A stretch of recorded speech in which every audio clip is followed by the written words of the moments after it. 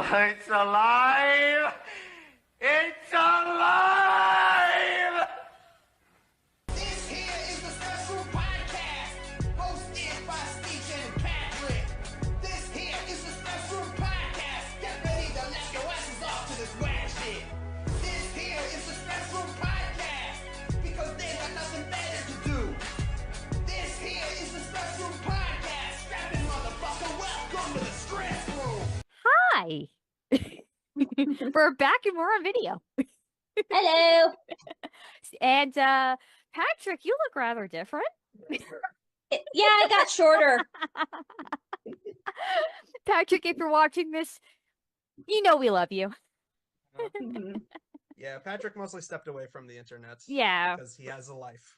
That's fine. We all do. Like, I'm semi-retired as well, but I don't mind coming back to do a podcast at least with my friends, even if that. So. And I just do voice acting sometimes. I'm the voice acting monkey. So, everybody, this is Kat. Kat, Hello. this is everybody. Hi, everybody. Hey, everybody. Nice. Hi, Dr. Dick. At least, hey, you got it. Thank you. Well, someone did. Yeah. Yeah, so a couple of changes going around. I guess I sort of took the lead in the introduction. Yeah, I mean, it was on your channel. True, it was. Yeah, but you were always the one that sort of did it, like with the theme song and stuff like that. Oh God, yeah, God, do you remember the theme song? Welcome to the Stress Room podcast. Yes, with Stevie, Shannon, and Patrick. Don't ask me to rap. Not even presents. You should be ashamed for that. I am not ashamed. I'm kidding. You see, oh man, we need a pun off between Shannon and the VTuber Ina from HoloLive. The pun off between those two would be perfect. I would need like a pun exercise routine before we can make that happen. So let's see other changes while we're on video. Way back when in the early days, I recorded from my laptop and through like a third party. I forget what I used, but anyway, I had to like put everything in Windows Movie Maker and life goes on. It was a lot to edit, and I know like there was one night I think after we recorded, I think Stevie helped me edit it because it was just really difficult. Yes, yeah, I remember a case of that, and I also remember there was one night where you said that you were busy with something, so me and Patrick got on Skype back when for everybody who's new, Skype used to be what everyone did before Discord, and it was everyone just sort of accepted it. It was like you made do with what you had. Nowadays you got Discord and Zoom and Teams, which has replaced Skype. Rest in peace, Skype, because that's how Stevie, Patrick, and I used to make the original Stress Room podcast was through Skype. Yep.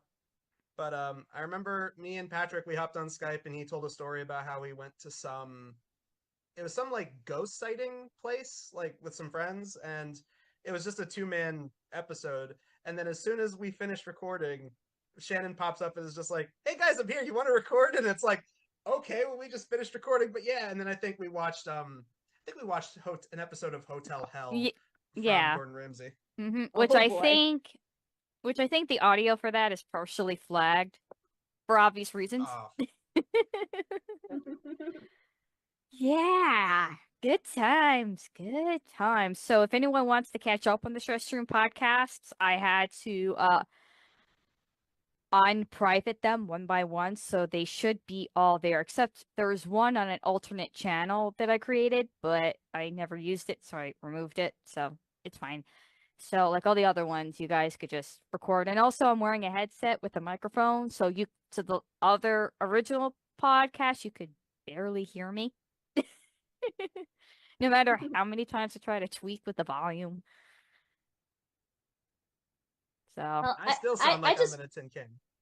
Yeah. I just hope that I'm able to be heard, we can hear you fine here. So Okay, good.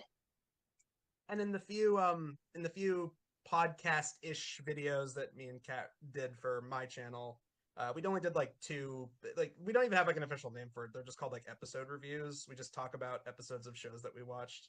Mhm. Like her audio's fine there, so yeah, I think you should be all right. Yeah. Totally, totally fine. And then I think a little bit of backstory of like how we came up with the name Stress Room. I think it was just us just venting about stress and reviewers and people in reviewer groups on Facebook. On Facebook, that is the most like parent-sounding way of describing it. Because of people on Facebook and Eh, and their IMs and the MySpaces. I never had a MySpace.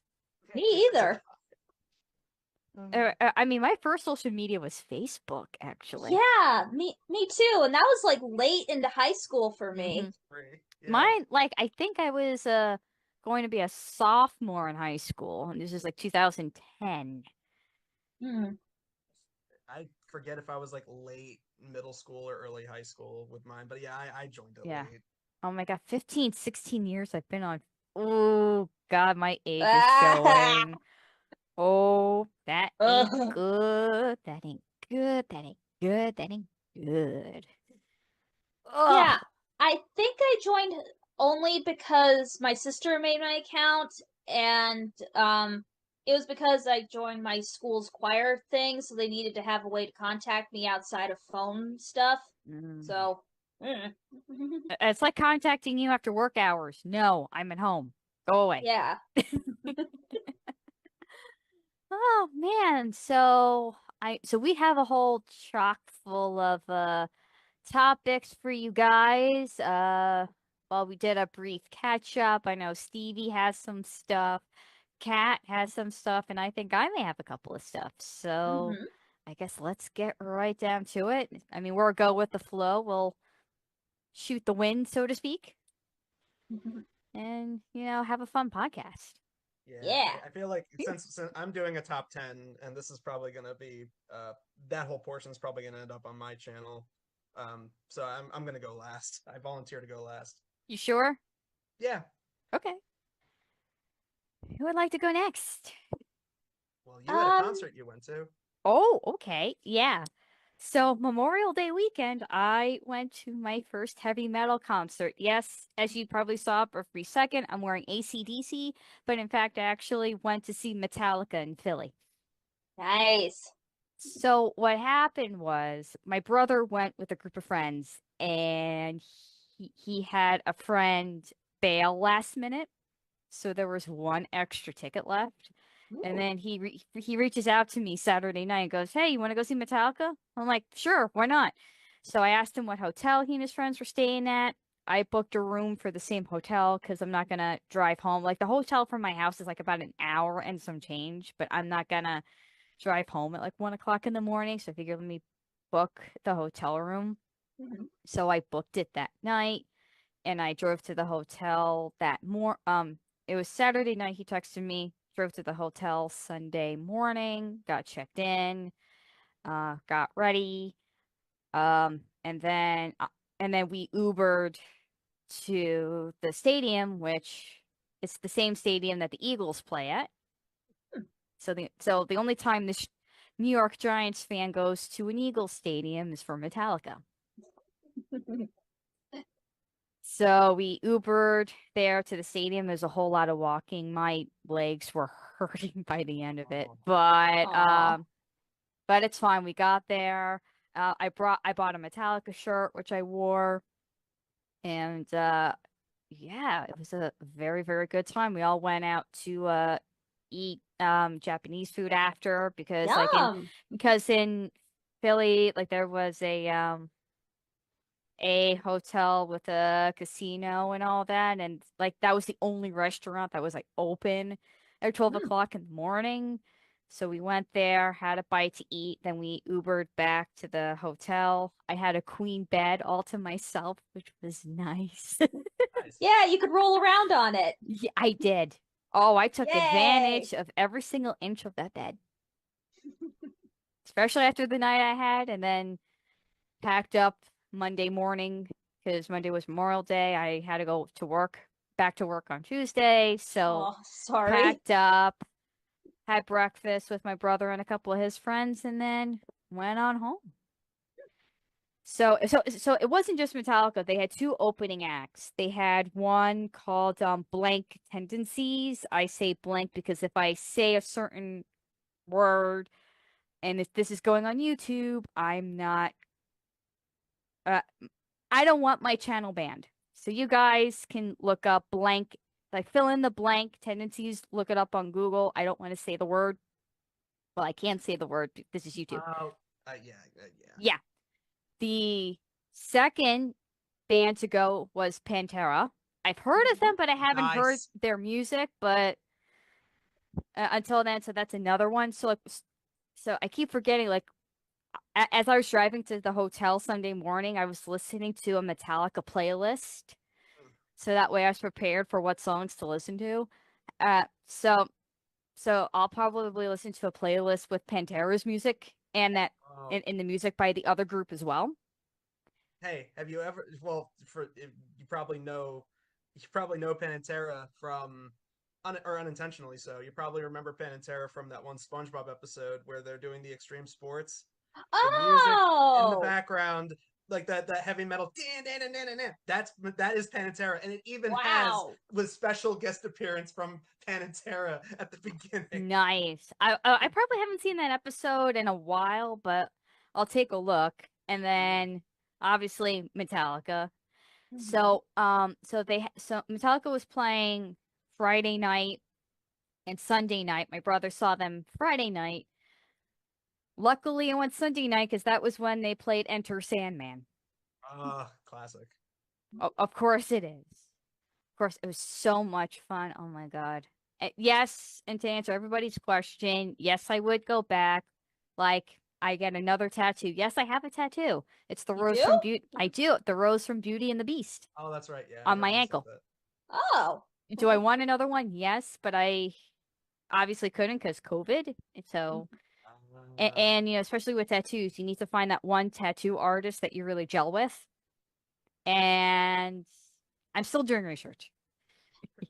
Probably a smart idea because the idea of a tattoo sounds cool, but my crippling fear of needles would prevent me from getting it because I don't like the idea of somebody taking a needle with ink and just going. No, they didn't. They actually, it's rubbing it on your skin. It's not like, it's more like this. Oh, okay. the way, Kat, the way you acted that out, you made it like a typewriter is typing on your skin.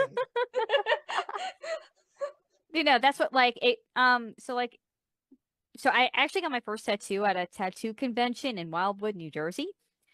And it Oh, was like about 45 minutes to get it done. It's small, but yeah, that was my very first tattoo and like it hurt a little bit because like the more you scratch, the more irritated it gets. Oh mm-hmm. no. Ooh.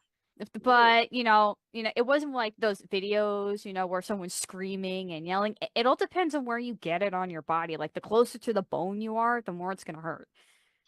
Yeah, that's what I fear. My cousin-in-law has a tattoo on the top of her foot of a turtle. And it's like, ow! Like, Yeah. why would you get it there? Hey, like some people's pain tolerance are higher than others. Not mine. There are people that get tattoos on their ass cheeks. It's like, That's true. And some people get tattoos on their ribs. Yeah. Or their face. Yes. Yeah. So now Yeah. since I have a tattoo, my mom has a couple of tattoos. My dad, who stepped up, has a couple of tattoos. We started watching Ink Master because we're part of the club now. I may have one, but I am part of the club now. Yay. Yay me. Yay! Yeah.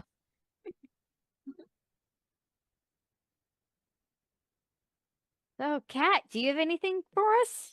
segue. Segue. Like, what a nice segue. Like, what kind of stuff you talking? I don't know. Whatever you want to talk about. Just, well, work's been pretty alright. aside from the usual nonsense of hours being cut Oh and yeah. like the store rearranging so much that you wonder what, like if it rearranges like the castle in Harry Potter. Oh, the grand staircase. Yeah, that. Mm, Hmm. that's retail, folks. Yeah. And yet the job I have is still more tolerable than probably working my first job, which was at Mm, a hostess at a restaurant, mm, because Oh, that sucked. yeah. So, hostess jobs are not fun, and I really feel for those poor people Hmm. that do that. I'm proud of And you. working at a few retail jobs where I've had to do cashier work, I can very confidently say I hate cashiering, and I'm glad I don't have to do that as part of my retail job anymore. Yeah. Preach. Oh my Ugh. gosh. Yeah, my first job actually was in retail. I used to work at Target. Ah, same. I mean, I'm not here to bash Target. It was a great first job. It opened up many opportunities for me. It gave me job experience on my resume. But Hmm. I'd be lying if I'd say every day was rainbows and sunshine. This has been my longest lasting job, so I am very grateful for it because it's not Walmart. Okay. I was just about to say, I'm like, we're not here to bash Target, but can we please bash Walmart? Oh yeah, Walmart sucks. You know what's funny? I Uh, swear to God, I swear to God, there was like Kat, along with a couple of other people in my life, have told me that they worked at Walmart at some point in their lives, and every single time they've always told me that it sucked. And I'm like, I believe it because every time I shop at Walmart, Walmart sucks so bad. It sucks to work at and it sucks to shop at. For anyone who works at Walmart, my heart goes out to you because holy shit. yes. You know that old Smosh video, every Walmart ever? They're not too far off with that. Mm. Think Costco and BJ's are the new Walmart. Like in a way, like you could get like reasonable prices for like big bulks of stuff. Yeah, I'll I've take never your word heard on. of BJ's. I've heard of Costco and how creepy it and Sam's Club are. Mm. Oh, I was Sam's about to Club say is another Sam's Club. one. Sam's Bush Uh, owns Walmart. Yeah. Yeah, I'm sorry. Those big club only stores always kind of mhm. creep me out. But Costco, they have the hot dogs. They That's ever true. everyone who loves Costco always has to bring up the hot dogs though. The hot dogs, the chocolate chip. Do you remember those videos of those fucking family that were like they're like we're Costco guys. Come shop at Costco. uh, Target used to have hot dogs until they turned all the food avenues into Starbucks. Yeah. I'm I'm mad at that. And they also used to have Pizza Hut. The Target that I go Yes. to used to have a Pizza Hut, and now they got rid of it. What the fuck is that? Yeah, well, Food Avenue, like, because I used to work at Target when it had a Food Avenue. We had like Mhm. popcorn, hot Yes. dogs, pizza, Oh, soft pretzels. that would make getting lunch at work so much easier, but I'll do Starbucks if I have to, or if I just don't Mm. want to go across the street to like the other food places there. I'm There. more of a Dunkin' Donuts type of person. I don't want to Oh, pay organs and a couple of limbs for a cup of coffee. take that, Starbucks. Oh yeah, I have to agree with her on that. Yeah, I prefer Dunkin' Donuts. Here's the thing. I would love to hear what you guys think of this. Where do you stand on Dunkin' Donuts v Krispy Kreme? Hmm, Mm. it's a toughie. That it depends on the mood. Well, it depends on what's available. If Krispy Kreme is there, then I'll have Krispy Kreme. If Dunkin' Donuts is there, then I'll have Dunkin' Donuts. Is whoever brings in what donuts to work that day. Yeah, that's a good way to put it. Although there is a pretty nice donut place where I live called Donut Central. Mm. Like they do more like more fun donuts, and they have these things called dosants, which is like a donut mixed with a croissant, and they're Oh. friggin' good. Mm. I like Kat's answer. The best place to get donuts is in your local donut shop and The not a local chain. donuts. Yeah, Support your yeah. local chains, folks. Right on. But we do have a Dunkin' here, so that's good in the morning if you just want something Hmm. quick and relatively cheap. Yeah. And also, Dunkin' Donuts gave us the holy meme that is Dunkachino, the one kind of entertaining part of that fucking shitty ass Adam Sandler movie, Jack and Jill. Oh my gosh. You ever want to see Al Pacino embarrass himself? Well, let me tell you, son. Oh, the fucking Dunkachino rap song at the end. You know, his attitude throughout the entire movie, I think probably in my opinion wasn't in the script. Like he was just complaining the entire time and then they just decided to film. Well, it's funny because at the very end, it shows Adam Sandler showing him that Dunkachino ad, and he just goes, "Has anyone ever seen this?" And Adam Sandler's like, "No." And then the last line of the movie is just him going, "Burn this. No one must ever see this." And it's like that's the invitation from the movie for everyone to say, "Hey, that's what he thought about the film." Exactly. Oh, that's pretty funny to think about, Mm. and probably would be an accurate thing for certain actors in certain films. Like, I doubt Neil Patrick Harris wanted to be in Smurfs or Smurfs 2. Well, to be fair, they're actors. I mean, the dump truck full of money that they rolled up to their house probably helped seal the deal. True. True. Some people do it for the paycheck because they're that desperate for money. Yeah. Celebrities really don't make as much as we think they do, No. especially like with movies and royalties and stuff like that. Royalties aren't yeah. as much. We're seeing that more now. Mm-hmm.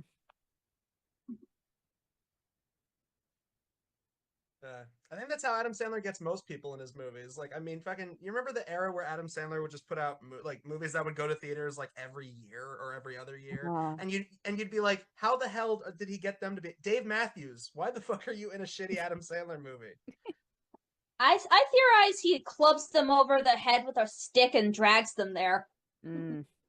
Or offers, or maybe who knows? Maybe he's like a dorkier version of George Clooney, and he's just like fun to hang Maybe. out with and pays for everything. I don't know.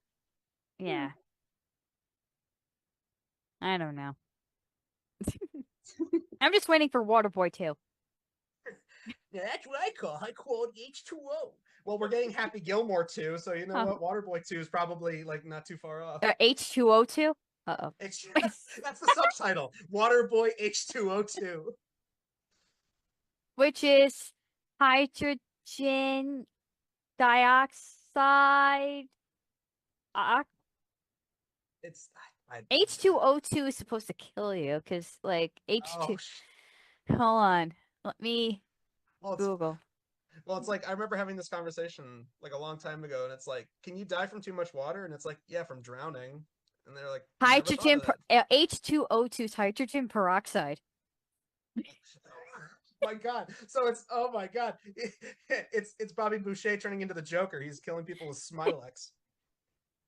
Oh my God! Okay, yeah. That's what I call high quality hydrogen peroxide. Oh, man. God, I'm still waiting for that Happy Madison Cinematic Universe movie that they were talking about a long time ago. He wanted to have like Adam Sandler bring like all of his well-known characters in one movie. As horrible as it sounds, I'd be kind of curious to see how it pan out. Question: would Count Dracula be in that? Yeah, even I was though just gonna he think has that. a new voice actor for the fourth movie? Because I Adam highly doubt it. Sandler voiced Count Dracula in 2 movies at least. Yeah. I think he was in the third one as well. Third, but okay. the fourth one had Brian Hull. Yes. That amazing impersonator. I love dude. Brian Hull. Yes. You probably would know his face and saw his videos, Stevie. Yeah. I know who you're talking about. Yeah. Yeah. I think his Tigger impression's the best. Like Tigger, Winnie the Pooh.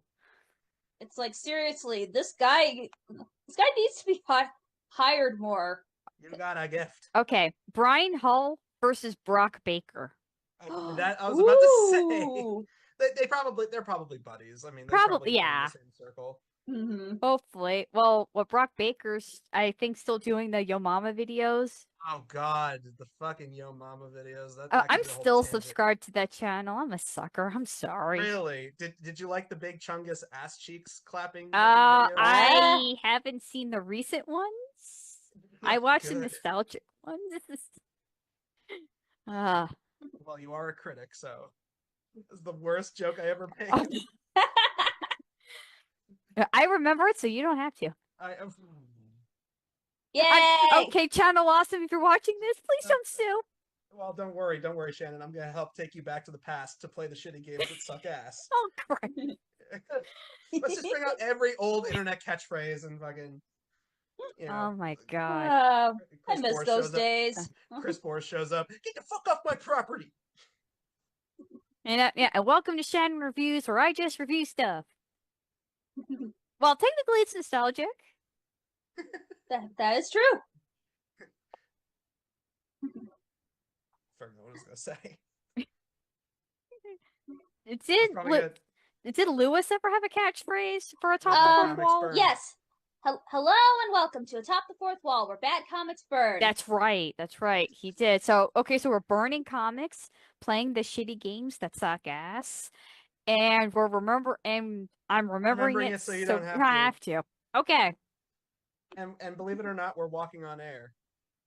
Believe it or not, I'm walking George on isn't air. at home. Where in the world could he be? Far away on a wing and a prayer. Who could Could it it be? be? Believe it or not, it's just me, the great American hero. Oh man. I thought you were gonna say Cinema Snob for a second. No. Oh The man. I actual should've. name that it's from. I don't even remember fucking Spoonie's theme song. It's that I met you on a Thursday. Da-da-da-da-da. Yeah. Yep. Oh my gosh. Gosh, I haven't watched any of his stuff recently. I did. Spoonie, yeah. Yeah, I do sometimes go back to watch his old commentaries on the Wendy's training videos because those are hilarious. Oh man, like The the Wendy's girl story, McDonald's training videos from the 80s keep popping up on my YouTube feed, and I don't know why. I'm like, Wow. You guys ever watch those like the Waffle House training videos? Like these are more recent ones. Papa Meat did a whole video on it. Don't know if you guys know who that is, but Papa Meat is he's an animator, and like Papa Meat is like a side channel where he uploads videos on like a wide variety of topics. But he did one on Waffle House training videos. They are the most like calculated fucking things ever, and it's like this is for Waffle House, and it's just like okay, so here's what you do: you stack this on top of this, you put this right here. You got to make sure it's like all this detail for Waffle House. Holy shit! mhm. I thought the biggest thing was don't get blood in the waffles when it becomes a brawl house. Apparently, Oh god. Oh my god, the Waffle Brawl House.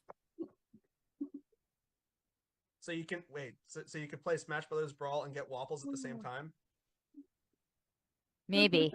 But Super Smash Bros. Brawl had the best soundtrack. That opening theme, it hits you. It hits you in the Oh my feels, god, it you know? hits you right in the nostalgia. Yeah. God. Shout out to 2008 YouTube. Remember when fucking Smash Brothers Brawl AMV fucking videos were all the rage? Oh man. Oh. Speaking of old school YouTube, have you guys? I think Steve, you and I talked about this, but the YouTube channel. Is it a good idea to microwave this? Oh, I fucking I love like that one! channel. The channel's great. Oh my god, they did everything: microwave this? popcorn, Barbies, markers, Light Soap. bulbs. light Soap. bulbs, soap. And they went through microwaves like crazy. Like They did. Like The my favorites- goggles, they do nothing. My favorite No. thing was. Oh yeah, sorry. Go ahead. It's like no, it was like the masks, they do nothing. My favorite was the fact that they would constantly like there was one that kept breaking and then it kept coming back to life every time. And they would like be testing it out, like it's like not working and then just starts up and it's like, son of a bitch, there it is. What the fuck? Mhm. Oh my gosh. And I think there was also Epic Mealtime. Like just Oh, their God. Frankenstein foods were insane. I my don't think I ever Harlequin. watched that channel. They was came good. up with some It- interesting recipes. It was a very 2012 YouTube channel Mm. for anyone Mhm. that remembers that specific era. Oh god, yeah. It was the era of fucking like I wish Patrick was here for this because he would totally know who I'm talking about. Zack Ryder, he was like a guy in the WWE. He had his own YouTube channel, and then eventually, like, it got co-opted by the WWE corporation or whatever, and so like they basically turned it into a very like corpo fucking channel. Ugh. But when he had his own channel and he would have like his own like celebrity guest stars in his videos, they were really entertaining. Yeah. So like it eternally hurts me to hear WWE because I'm so old. I remember when the WWE was the WWF. God, what other old YouTube channels? Ed's World. Did you guys ever keep up with Ed's World back in the day? I did not. I think I was only getting into YouTube around like 2007, 2008. So there was a few like it was way before I made an account. I think this is the account I'm on now. It's like my second one. I deleted my first one Mhm. Wow. because I don't know, like that one was linked to when Google had Google Plus, Oh God, that's a memory right there.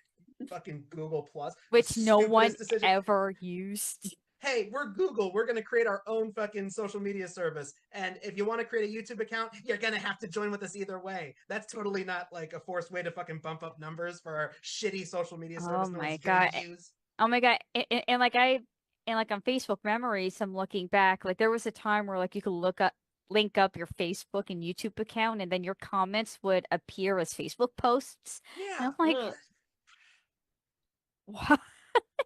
Okay, here's a website name. It's gonna make you feel old. You guys remember the Blip.tv days? Oh, I miss Oh, I Blip. do miss Blip. Oh my God. People, you know what? You know what? Blip was like the perfect alternative to YouTube, and the fact that their copyright law, like their copyright policies, were super fucking lax. Like nowadays, like even on these like alternative YouTube websites, you still have to play by that. Blip, it was like nothing. It was Oh like my, perfect. Yeah. yeah. Oh my God. I miss Blip so Yeah. much. Yeah, there's so many videos from people I liked on there that are just gone Lost to now. time. Yeah. Unless they put it on YouTube also Yeah, to have Mhm. both. and usually those are re-edited to shit to try and Yeah. meet with YouTube's Yeah. Sadly. policies now. Or they're on some Russian channel or something Yeah. with Yeah. Russian You subtitles. know, With or Russian Vimeo. subtitles, or oh god, yeah, Vimeo. or Internet Archive.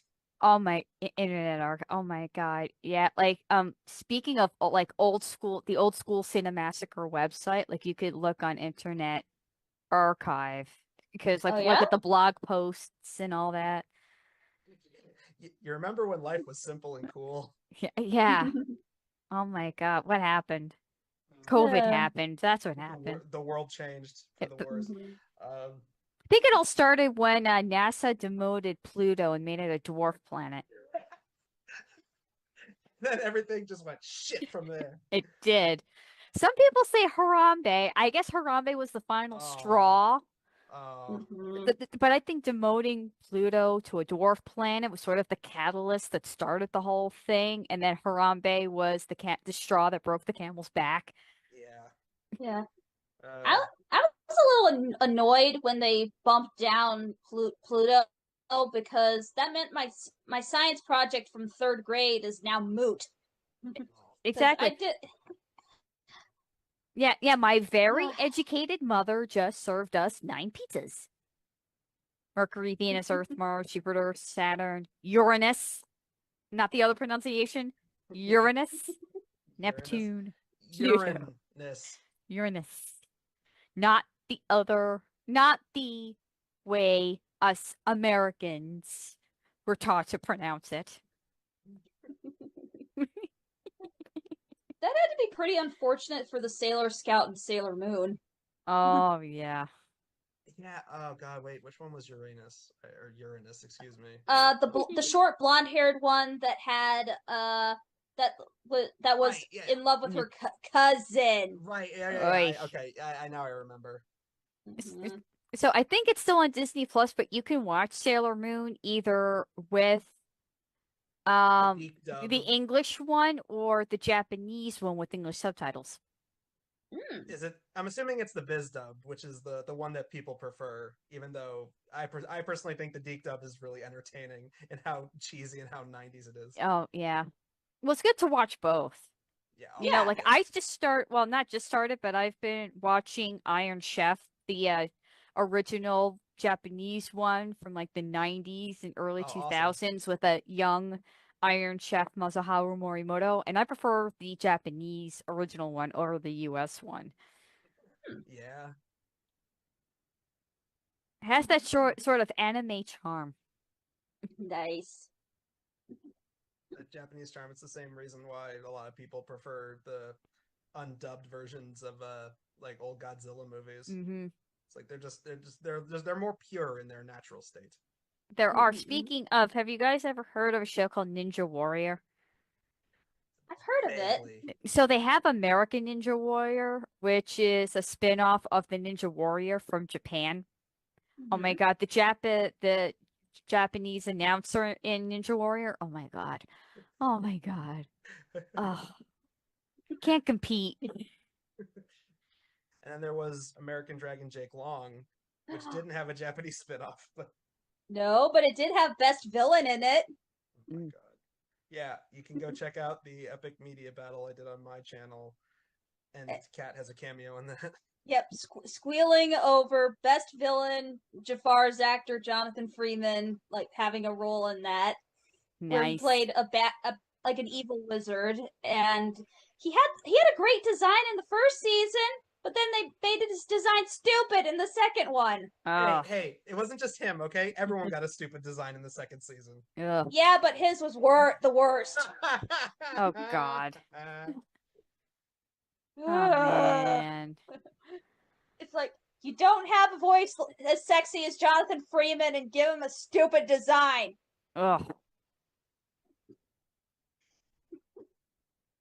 Ugh. So I don't know if you guys saw my Facebook post, but Universal is putting Knight Rider out on 4K. Yeah, Ooh. yeah. I'm really excited. I'm excited yet nervous. You're nervous sighted. Yes. So I have I think I've reviewed it's not public, but I think I reviewed the Blu-ray and it was produced by Mill Creek and it Oh, was Milk Creek. yeah. I mean, I appreciate the attempt, but there's like it's just like the episodes and like choosing a scene. There's no subtitles, there's no special features, and on the discs they have the name of the episodes. So one of the episodes in season 2 is called Kit the Cat, but on the disc it says Kit the Car. Huh? So it's one of those rush job kind of Blu-rays where they were just like, fuck it, we gotta get it out. Sorta. So I'm like, we know Kit's a car. I mean, clearly. You didn't need to put it on the disc. It's actually Kit the cat. Weird. Yeah. Ugh. But like, what's nerve-wracking is like the picture that they showed is like an unfinished box release with a very poor AI of David Hasselhoff. Oh no. So Wait. Is this for the 4K release? hopefully it's not what it's gonna look like at the end.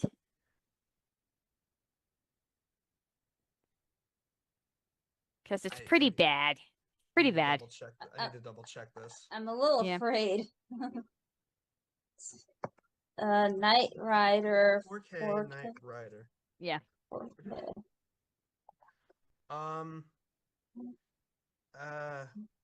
The 4K. Oh God.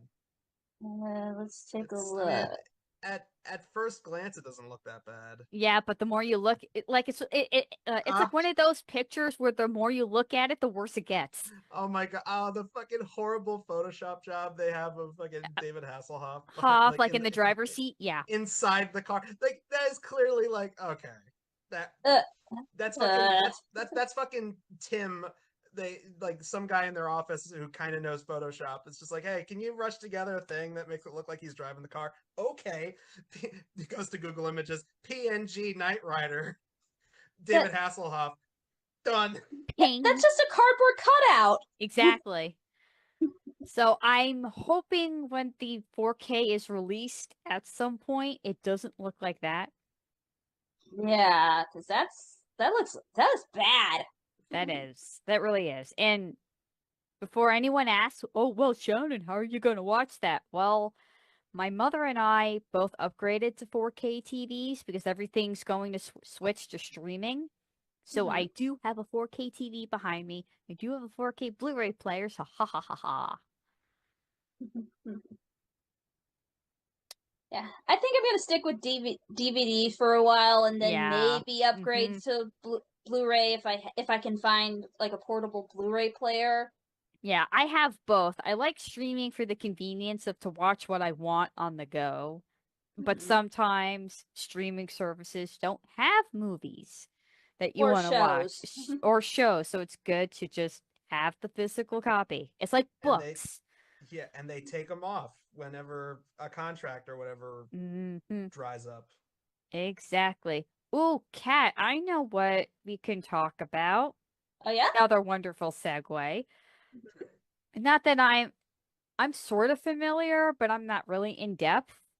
Billy Piper is the new Doctor. Ooh, now this is gonna be an interesting one. Because Oh, I'm hearing conflicting stories about the hows and whys of that happening. so I'm not so as some of you may or may not know, and I think Kat and Stevie may know, I'm not fond of Doctor Number 10. He's too pessimistic for me. You mean whoa? You mean Doctor Number 9? 9, yeah. I don't Yeah, like 9. Yeah, I remember. I I remember when love I David started doing. Tennant, but He's I 10. don't Yeah. like Chris Christopher Eccleston. Christopher. Like I love him as an actor, just his portrayal of the Doctor. Like I get it, he's seen a lot of stuff, he's seen a lot of war, but he's so pessimistic about everything. I like David Tennant and Matt Smith. Matt Matt Smith, Smith. who is amazing in The Crown, by the way. And was Oh, awesome in Morbius. and he was great in that Last Night in Soho. Yeah, well, that's a good one right there. Okay, well, I refuse to see Morbius. No, I'm kidding. No, Morbius is fucking hot garbage. That wasted Matt Smith. Holy balls. I would just watch it just to see him shirtless and muscly. Mm. But that's it. Bye, Stevie. As Stevie's walking out of the door. Yeah, Okay. I'm walking that direction for some reason instead of the door that's closely behind me. Oh man. When Nostalgia Critic talked about that film Morbius, he brought up it's like, whoa, say hello to the doctor. Mm-hmm. Which, by the way, I was actually speaking to Stevie. We spoke about this already, I think, before we recorded, but Doug's doing a lot better balancing the skits to reviews. Yeah, it's definitely balancing out. I gotta be totally honest. And you could probably tell from like some of the recent media whiz and videos I've done, but I in the last few years, around like 2016, I kind of fell off the whole angry reviewer wagon. Like this was before the whole fallout that happened there, but like I at that point I was shifting gears to other content creators. Like that was around the time I discovered like Filthy Frank and the that kind of the new edgy kind of comedic channels on YouTube. And then jump forward to now, all those channels have basically either retired or gone to shit. So, but anyway, yeah. So I like obviously the Channel Awesome fallout happened, and then a lot of stuff came out about people within that movement, and that kind of fell apart. And a lot of people now there's this grand debate about Nostalgia Critic and Channel Awesome and what have you. I have watched a couple of videos here and there. The last one I remember watching was the Trap review, and I thought that was all right. I thought that was actually pretty decent. Yeah, I know. I did like his Superman reviews, especially the Christopher Reeve ones. And yes, I'm counting the one with Linkara. Yeah. And then what the hell was it? I don't even remember what I was gonna say. Sorry. That's okay. Yeah, the older videos are a little harder to watch now, but I still hold a special place in my heart for them because that's when I got into this stuff and when I met a lot of these people. So exactly, and that's how we met each other. Yeah, Yeah. we met as like fans of that kind of content. And then we And had the official Channel Awesome Facebook group. Is that still around? yeah, the Channel Awesome Facebook group is still around. So it's still chugging along. I think people are starting to grow out of, well, some people are starting to grow out of the, oh, he created something new. Like, Yeah. And also Yeah. and also Doug I remember what I was gonna say. And also Doug Walker was featured on Smiling Friends, which was fucking epic. Nice. Yeah, like I remember, especially when everything went down, I think even before that, when he came out with his Phantom of the Opera review. mhm. Yeah, that was one I wasn't that fond of. That wasn't my favorite because you guys know I love the movie. Well, you love Phantom of the Opera, yeah. I do, and being called dumb for liking something, I'm like, And Doug's dumb. fan dumb. So I'm like, Doug's attacking me. Why is he But attacking me? I'll say this. I'll say this. Like, there were videos from after that era that, well, I mean, after that era. I guess it technically falls into the same kind of era. I mean, like the wall review, which everybody hated. I'll freely admit, I didn't really like the video. And I also wasn't fond of Pop Quiz Hotshot. Like, there was a bunch of stuff from that era that I just wasn't fond I of. mean, he tried to like do other things Yeah, well, outside of yeah, Nostalgia yeah. Critic. So like we have to give him credit for branching Yes. out. Oh, no, no. Like, yeah, I'm fine with that. And that was one thing that before the first episode for it came out, it's like I think there's nothing wrong with diversifying your channel, but uh, I don't know. I wasn't big on the wall review. Like a lot of people hated it. And then, but here's the thing. The thing that I think won a lot of people back was because Doug was on Double Toasted, which is a review series slash podcast. Do you guys keep up with that at all? I've heard of Double Toasted. I watched Yeah, some of same. it. I haven't So seen it, but I've heard of it. Yeah, it's pretty good. It's pretty good. It was great when it was the Spill.com era before Spill eventually got shut down and they had to rebrand as Double Toasted. But anyway, so Double Toasted, they had him on as a guest. They were interviewing him and they asked him like, how do you feel about people making like video essays and reviews of your video on the wall? And he welcomed the criticism, and I think that that kind of won people over because there's people from that era that can't take a joke and can't take criticism all that well. So I think the fact that he did that, I think that won a lot of people back, especially when it comes to uh, Oni Plays, which is a Let's Play channel run by a bunch of animators from the old Newgrounds days, and they constantly joke about the two that they constantly bring up are Nostalgia Critic and Linkara, and apparently like they played a clip of them imitating Doug and doing his like screeching Nostalgia Critic voice, and even Doug was like laughing hysterically. He's like they're not wrong. They did that does sound like me. So it's like the fact that he's good at he's a good sport about it. I think is what mhm. won people back. Yeah, it's definitely like his recent reviews are definitely winning me back, that's for sure. Sure, yeah, I stuck by it because, like, well, when things went to poop, a lot of things were going on in my life personally, so I needed that sort of stability Yeah. of his reviews, and it gave me that. And I rep and when they and sometimes when things are just going into like just not turmoil, just a lot is happening at Hmm. once. You just need some sort of comfort, Yeah. and his videos give me that. Yeah. So it's Exactly. Totally. Exactly. And like, not to take anything away from you, Kat, I know for me, I was reaching my limit and like, you know what? It's not you, Doug. It's me. I need to take a step back from you for a little, like, mhm. you like our relationship needs to go on a break. And it's almost like the same thing with James Rolfe. Like, there are some nerd oh episodes I don't like the yes, one he did with Lloyd Kaufman. yeah, I But wasn't big like on that that one one. was a little that, and then the other one he did with the slapstick. What's his face? Oh, Keith.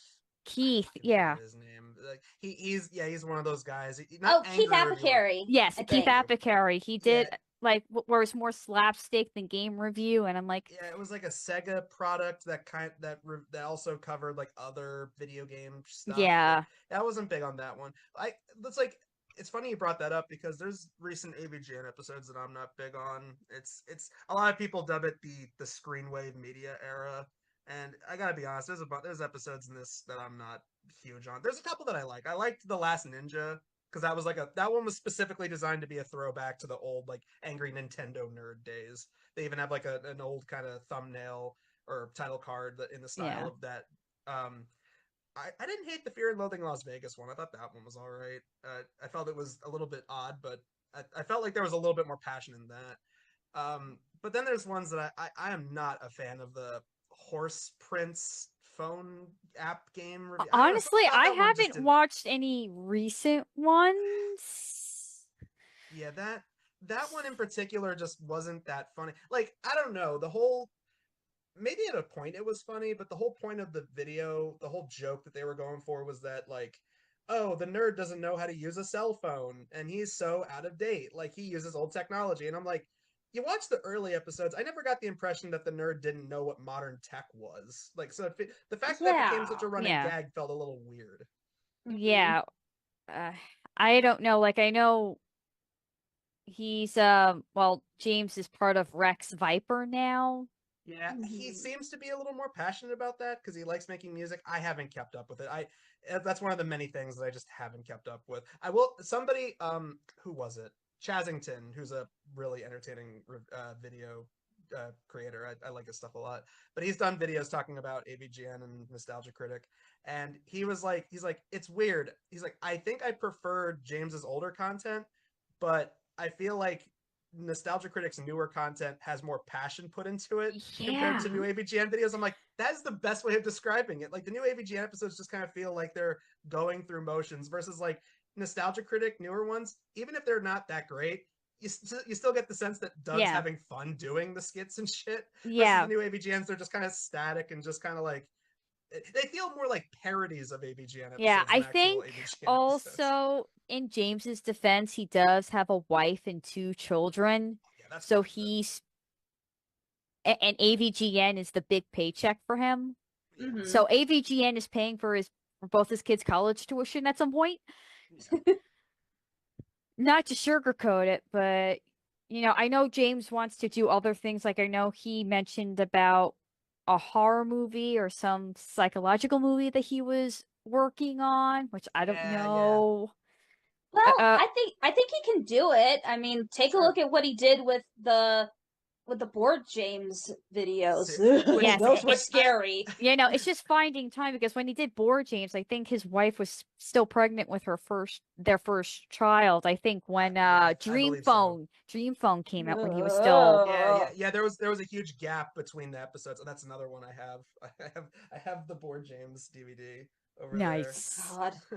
But Nice. yeah, it's like that's the one thing. It's like again, being someone who hasn't really kept up with these guys in a very long time, I'll say that the like nostalgia critics side content like which there doesn't seem to be a whole lot of it anymore. A lot of it is just nostalgia critic and like untitled review show, I think is what it's called. Yeah, but there is something going on right now with his friend Walter doing Juniversal, where he's Mm. talking about Yeah. all like the stuff from Universal. Like Yes. right now it's the Yes. monster movies and stuff. Yeah, and I Okay. believe I believe Walter has his own channel too, and I Yeah, think he does yes, a yes lot he of the same does. kind of stuff. Yeah, yeah. Awesome. Yeah. But it's like that kind of side content, and I don't know what you guys think of this, but me personally, I think the channel awesome side content, again, while not big on it, it's still better than a lot of the Cinemassacre side content. Like Yeah. I tried getting into rental reviews and I liked the first few, but then after a while it's just like, all right, this is just Kmart brands Red Letter Media.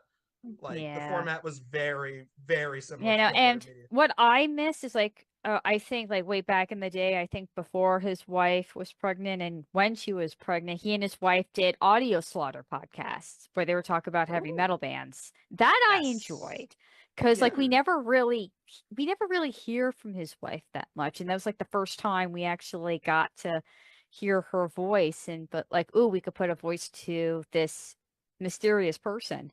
Mhm. Was his wife in that old video where they did the Teenage Mutant Ninja Turtle pizzas? Yes. Yes, Yes, she was technically in yes. it. She Okay, was in I love the that. I think she was in the gray and black I think shirt you're right. I dress. think you're right. I believe she had glasses. Yes. Yeah, she was in it. I definitely remember She her being was in in it, it. yeah. Yeah. But it's like in the Cinemassacre podcast just kind of felt the biggest problem with a lot of these videos is they felt more like Screenwave videos than actual Cinemassacre videos. James just kind of Yeah. felt like a potted houseplant that was just kind of there. Like that was the biggest Yeah. problem. It's like Cinemassacre is James Rolfe's creation, and It's James Rolfe most of the time is just kind of hanging out. I miss the old Cinemassacre where it was the people running the show was just simply Screenwave or not Screenwave. Screw Attack. Screw Attack were funding it, and the people in charge were James, Mike, Kyle, Bootsy, I and miss Matt them Smith. so much. I know that that's peak Cinemassacre, and That a lot of was people say that like Board James was like the last truly great thing yeah. Cinemassacre did, and then once like rental reviews came in and all that other Yeah. stuff, it just kind of plateaued. Yeah, so basically Cinemassacre and James Rolfe now is basically Superman 3, where Superman Richard sort of Pryor's in it. but basically Superman wasn't even a star in his own movie. I think Yeah, Richard Pryor had more screen time than that's actually Superman. that's a really good way of describing it. Yeah.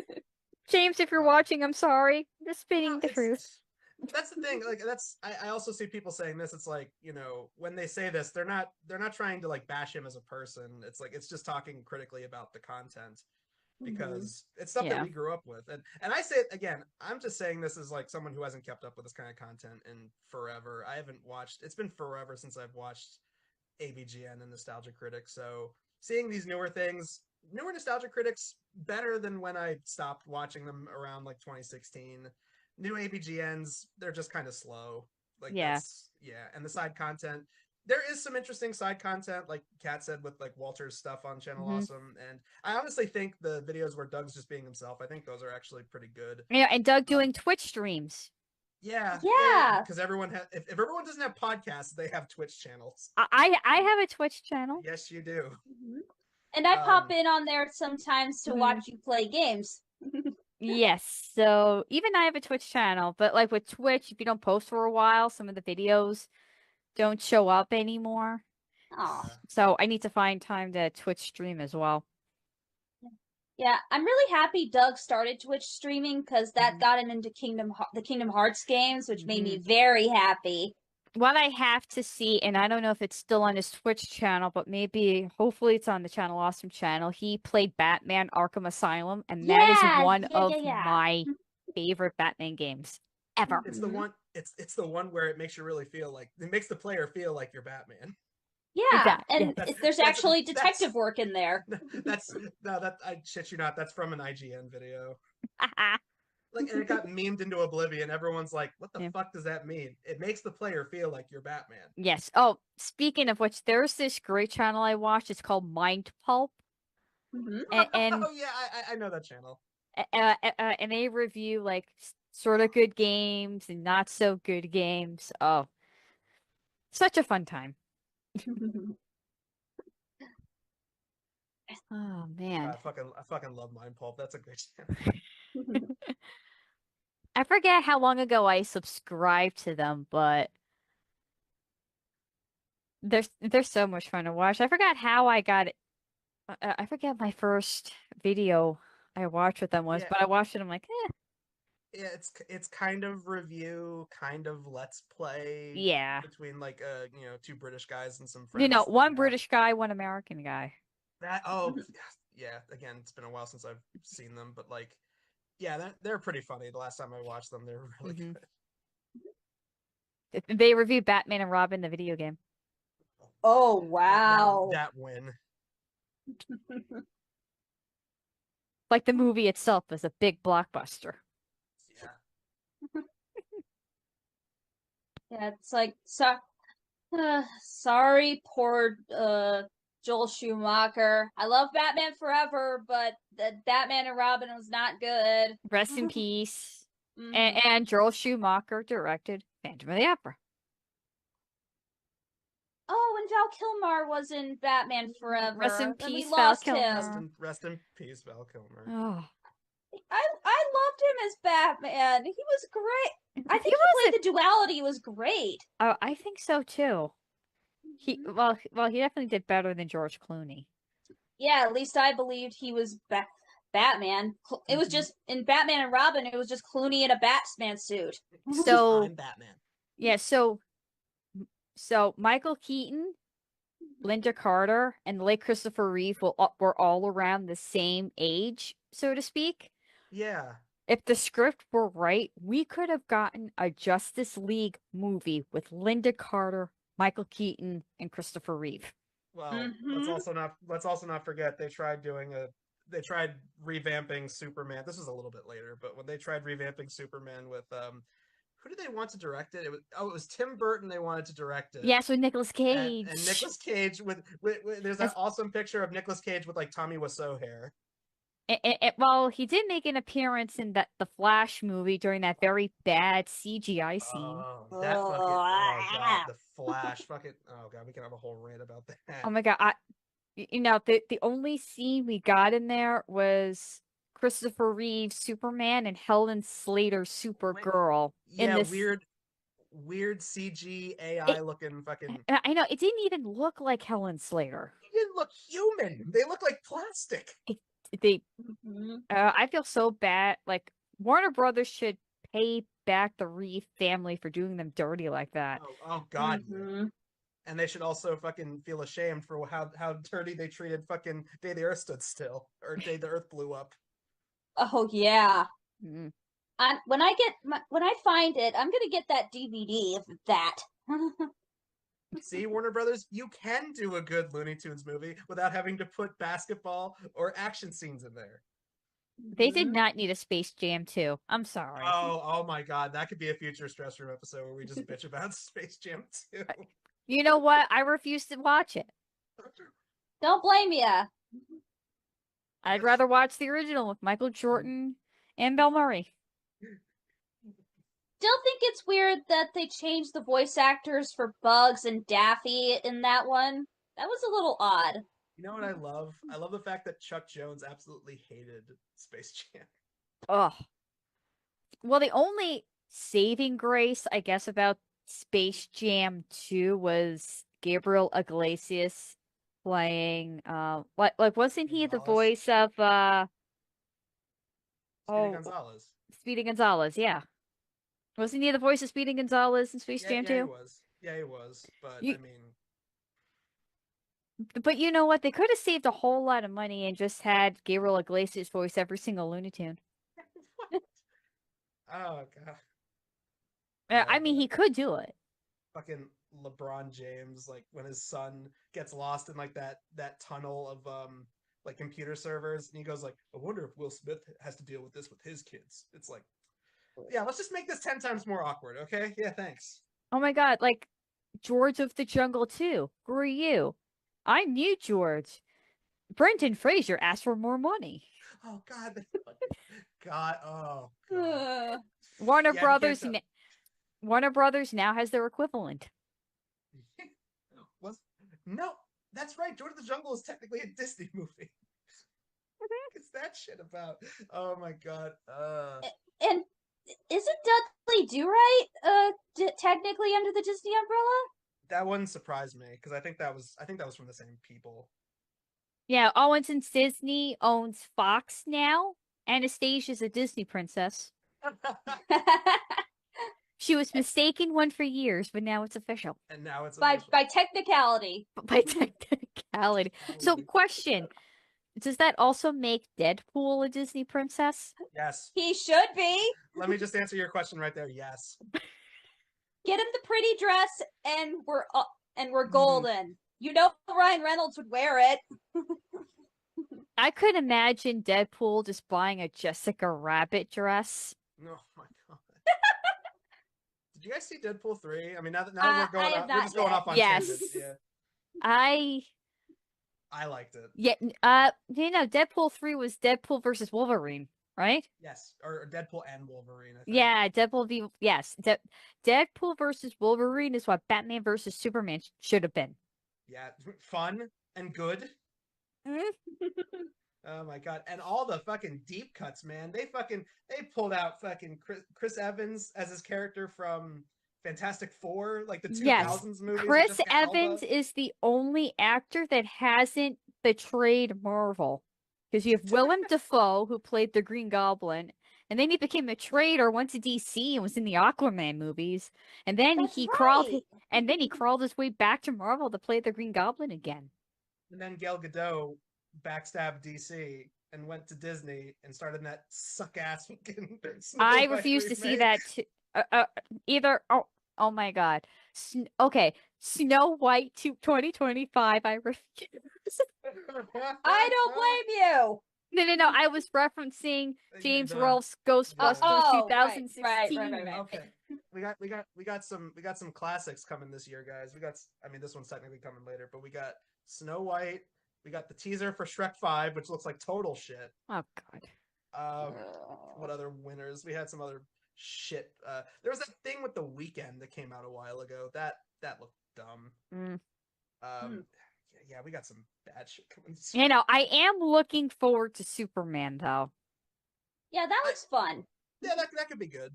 They are using the John Williams Superman theme. Yes, they are.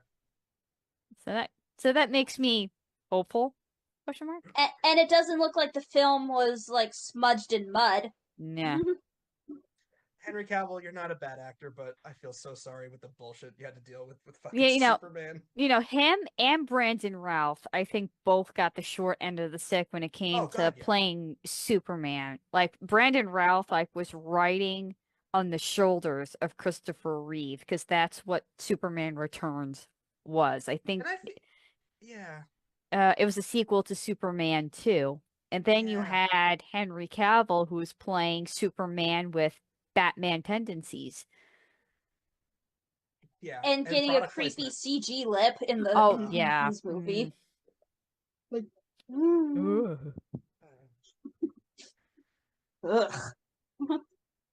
Yeah. So we can't really blame the actors. We could blame everybody else. Mm-hmm.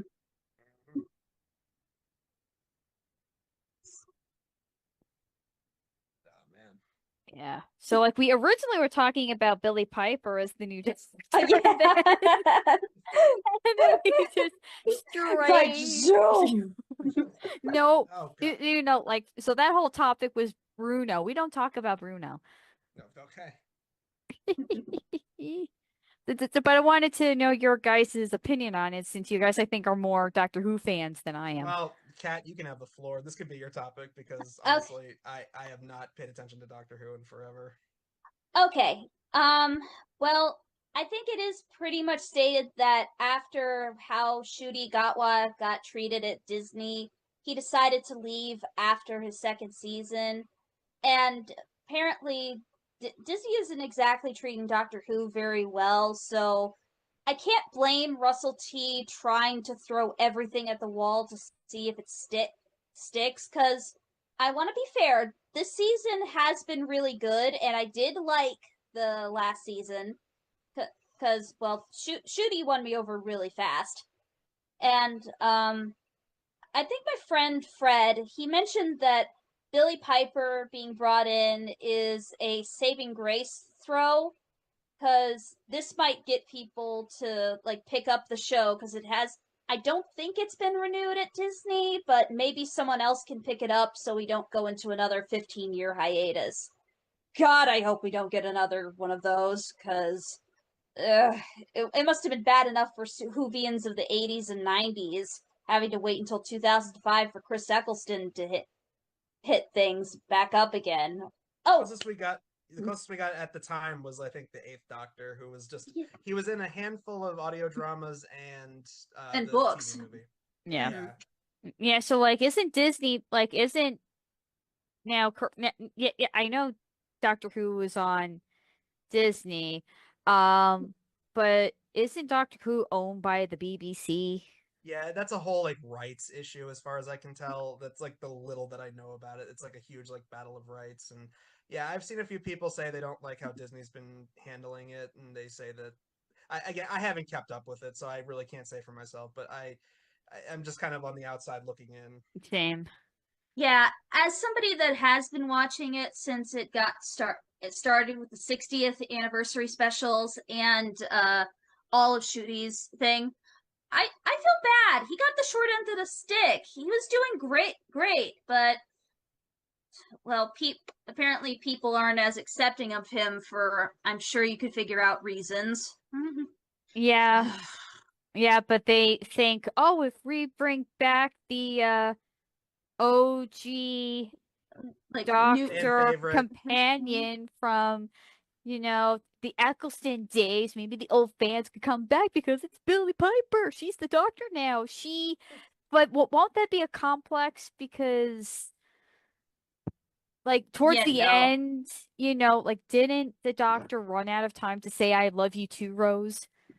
Yeah, and also she's currently living in a parallel universe with human 10th Doctor. So her and her parents. So Uh, yeah, that's probably going to be a bit awkward. Okay, now I'm confused. Like Rose living in an alternate universe. Yeah, It's Like it Doctor I, Who happened at the rules, end of don't Tens question it. era. oh my Yeah. God. Okay, I think I've learned from from other friends who are Whovians. Like, just ignore the rules.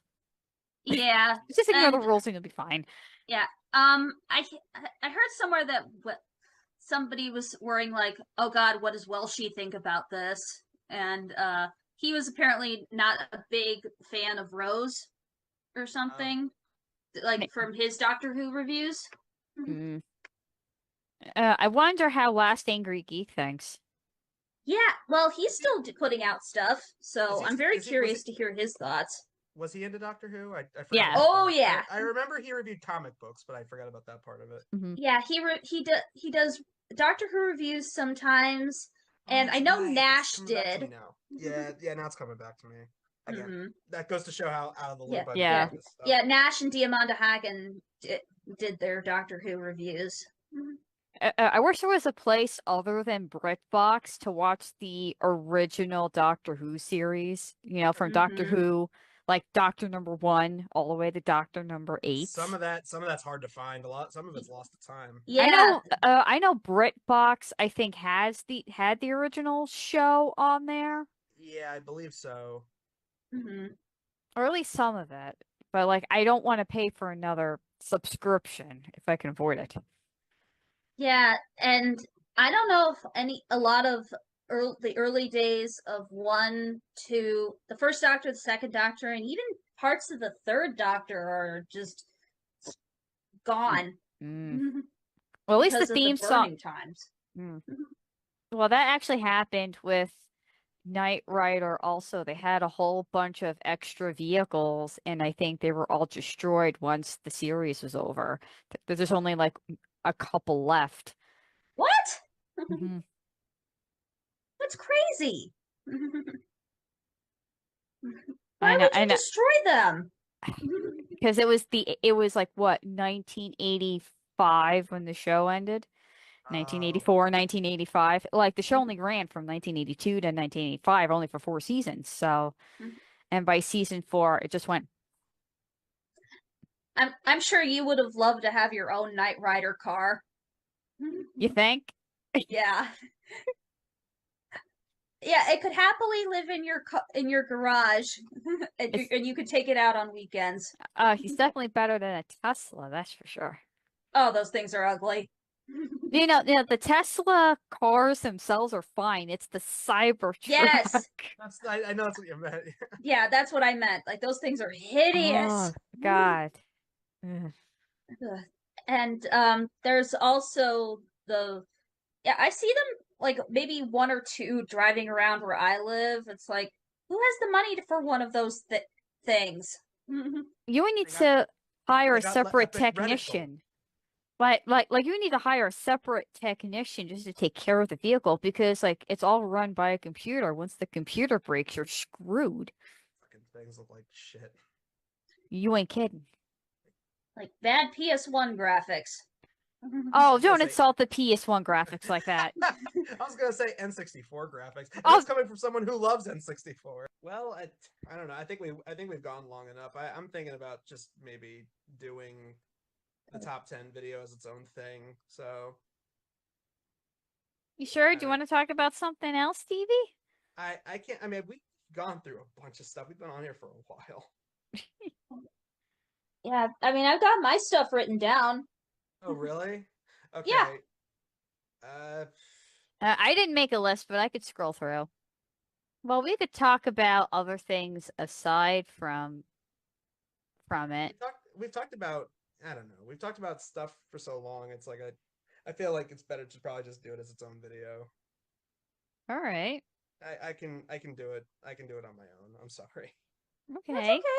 It's No like worries. we've been going for so long. It's like I don't want to have this go even longer because it's almost 11. So Oh my gosh, it is Oh, almost wow. 11. Yeah. I guess you know what? As a bonus, I'd like to hear, Kat, what did you put on your list? Okay. I'm gonna go from least worst of stuff that you reviewed to just like the top that I've that just personally got to me for like how bad it was. Um, and I technically put these a little out of order on my list but I'm It's gonna okay. read them off as best I can. Okay. Okay. All right. For my number 10, the Jimmy Neutron computer game that you looked at because it Wow. I actually grew up playing that game and I did love it a lot, but I can see why you didn't particularly like it cuz well, one, the graphics are horrifying, and two, there are some parts of it that are buggy. Like there's one part where you're in the city and you're trying to get this little Darwin. Like when you shrink it with your shrink ray, you can't collect it. What the hell? And there's kind of an anticlimax near the end. Oh It's God, more yeah. like a sneaking around than anything. Yeah. So for just having a kind of lackluster ending, I could see why you didn't particularly like it, and that's why it's at the bottom of Mhm. my list. Okay. Number 9, the Totally Spies movie. Be- Really? yeah, honestly, yeah, because it just That's feels surprising. well. Here's the thing: I grew up with Totally. It was a part of my childhood, and I I grew up in the era where the girls fell onto a giant mattress, and Jess Harnell played the boss. So the movie kind of threw things a little out of whack by having them like fall on the couch, having the boss uh to like Yeah. kind of force them into the position of Yeah. spies. I guess I could see that. I don't know. I'm just surprised because it's like, I mean, I've seen way worse movies than Oh, Totally Spies that's why movie. this is on the bottom of Fair of enough. my Okay. list. Let's yeah. Oh, and the villain was kind of lame, just Oh, giving them weird floppy hair. yeah. That was yeah, Although it was funny seeing a bald guy with the floppy hair. You were cracking up when you saw that. yeah. It's like, where did that come from on a bald guy? And the villain in that film was dumb. Yeah. I think that the villain in the show, Tim Scam, was a way more intimidating antagonist Yeah. he because he tried to like hold all the world's water for hostage and nearly left Jerry and the girls for dead in space. Yeah. And this was like the second episode of the show or something. Yeah, Mm. yeah. Honestly, that should have been a season finale thing Yes. Yeah, God, yeah. because it would have had the girls like being annoyed with Jerry, like wishing that they did had a different boss. But when they get him, it's a different. But it shows that just because somebody is new and hot, that doesn't mean they're necessarily a good boss, especially when he's trying to actively kill them. Yeah. Yeah, yeah. So all right. Ba, ba, ba, ba, ba. Let's see. Um, ca- number let's see, number 8, Casper Scare School, because it had potential, but it kind of squandered it, and it Hmm. kind of was confused in the messaging, like with Kibosh. Yeah. Apparently, he had human friends too. but he condemns Mhm. Casper for having human friends. Ugh. What a hypocrite. Uh-huh. Again, I'm surprised that this is on the list because it's like when it comes to Casper things I've reviewed, I still think the one with Steve Gutenberg was worse. Oh, that one's dumb too, but I'm just going That's personally again, because yeah, uh, yeah, this one's a little. Plus, it had people I liked in it, like kind of their talents being squandered, like poor Bob Saget. uh, Rest in peace, Bob Saget. yeah. Mhm. Yeah, it's like he played one half of the principal. And the other half was Jim Belushi. Yeah, I think so. And Devin Workhauser played the ghost, like Yeah, Casper. yeah. Ned from Ned's Declassified was the main Oh, character. oh wow. Mhm. Okay. Was this before or after his Ned's This might Declassified days? this might have been during. During? Yeah. Hmm. Wow, okay. Okay. Let's see. Num Number seven. I'm actually this is my number seven on my list anyway. Captain N. Wow, wow. This is like the second or third one of these lists where Captain N has ended up. Yeah, Captain N sucks. Uh, it it's really cheap. Like they forget a lot of details. It's one of those shows from around that era where it's like it's a show or a movie that literally just exists to sell shit. It's just there to promote whatever hot mhm. Nintendo product was out at the time. Mm-hmm.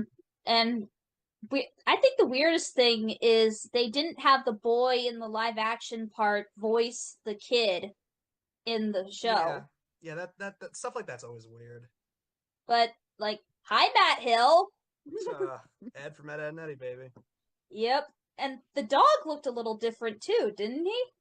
Yeah, that was weird. Oh, speaking of different, what they did to our fucking beloved NES characters. I mean, what they did to Mega Man and Kid Icarus and Uh, fucking Simon Belmont. Yeah, they turned Simon Belmont into an idiot.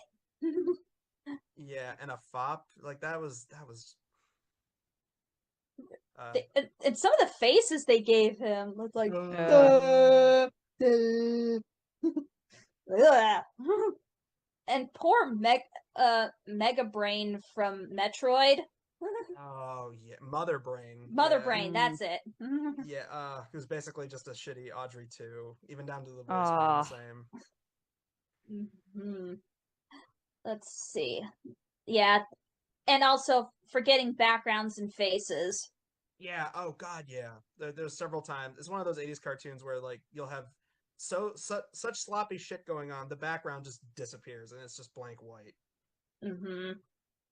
Let's see. The that George of the Jungle game is next on my list. Oh, that fucking game. Holy shit.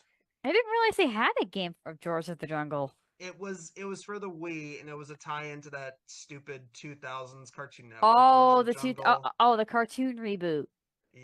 They Where had a they Oh. made game to George tie of the into that. Jungle scrawny. Yeah. So I don't know, Kat, if this is on your list. Speaking of Wii games, didn't you review Hell's Kitchen for the Wii? No, I did not. I wanted to, but I did not yet. Isn't that what Spoonie reviewed? Spoonie reviewed it, and a bunch of other channels have done it. Okay, I I'm think. curious I to hear think. your take on it. Because there's also Iron Chef America for the Wii. Oh my god!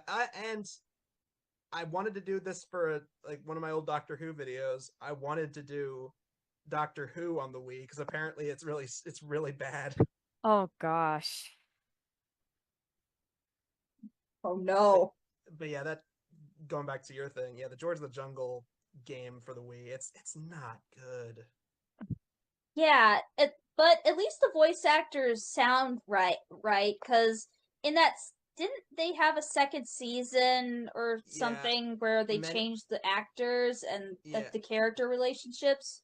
yeah many years after the fact. I think in like 2016 they decided to like revamp it and like they changed a lot of the character interactions, like how the characters interact with each other, and like a lot of the backstory they changed. It's bad. Oh. And it's But already yeah, for a show that's not good. yeah, with this, the graphics looked horrifying. It looked like they were going to eat you, Oh God. especially in the cutscenes where the George's head is like, uh, I don't know who voiced him. I forget who voiced him in the cartoon, but he deserved a better paycheck than that. Wasn't it I James Arnold agree. Taylor? I think it, yeah, I can't remember. Fair enough. All right. Let's see. Only because everybody's talked about this. Um, Mysterious Mayor Duell. Yeah, oh, the most disliked episode of MLP. Well, for some people, because I have my two worst. Sure. Yeah, yeah. Yeah, one that you've already reviewed, and one The one that's I'm coming. getting to. Mm-hmm. Oh, when that eventually officially comes out, and when we get to your 650th or 700th. Oh God. Yeah, oh Oh, god, I that can have be words for that one. Oof. Mm-hmm. But yeah, Mysterious Mayor Duell, the shoddy writing, honestly. Yeah. Yeah, they vilify Rainbow Dash. They make it that her friends don't even consider having an honest conversation with her to tell her to stop being such a braggart. Mm-hmm. And like, and it's honestly just a squander of a good idea. It's like, yeah, like essentially what Mayor Duell is supposed to be sort of like a Batman, Darkwing Duck kind of pony superhero, and it's like, and it's such a waste. Honestly, it really is. Yeah, and nobody questions like that there may be an alicorn around. Yeah, she has unicorn magic and she can fly, and the whole concept is just like they don't even question that. Mm-hmm. Yeah, that just seemed like very shoddy writing, and all the constant winking at the end was like, ugh. But a real hero doesn't brag. Meanwhile, like 7 minutes earlier, all of them were bragging, and it would have been one thing if they were all congratulating each other as Mare-do-Well, but they're all like, Applejack compliments how strong she is, and And Twilight how compliments her magic. humble. Yeah, it's like this sucks. Very sucky. It almost sounds like tell us you're breaking the fourth wall without telling us you're breaking the fourth wall. Yeah, kinda. Yeah, that one's just pretty. It's pretty standard, like of the disliked MLP episodes. I Yeah, still it's an say easy Philly choice. Vanilli is worse. Fair enough. Yeah, that one's on my number 6, I think. Yeah, that was number Um, 6. yeah, okay. Uh, number 5, Gravinians.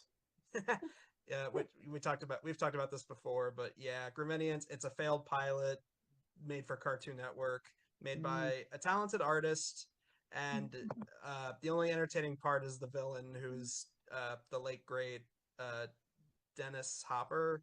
He, Oh, okay. yeah, and Oh, and poor also and dude. also and also the late great Pee Wee Herman is in it. Sorry. Oh, yeah. Rest in peace, Paul Rubens. Yeah.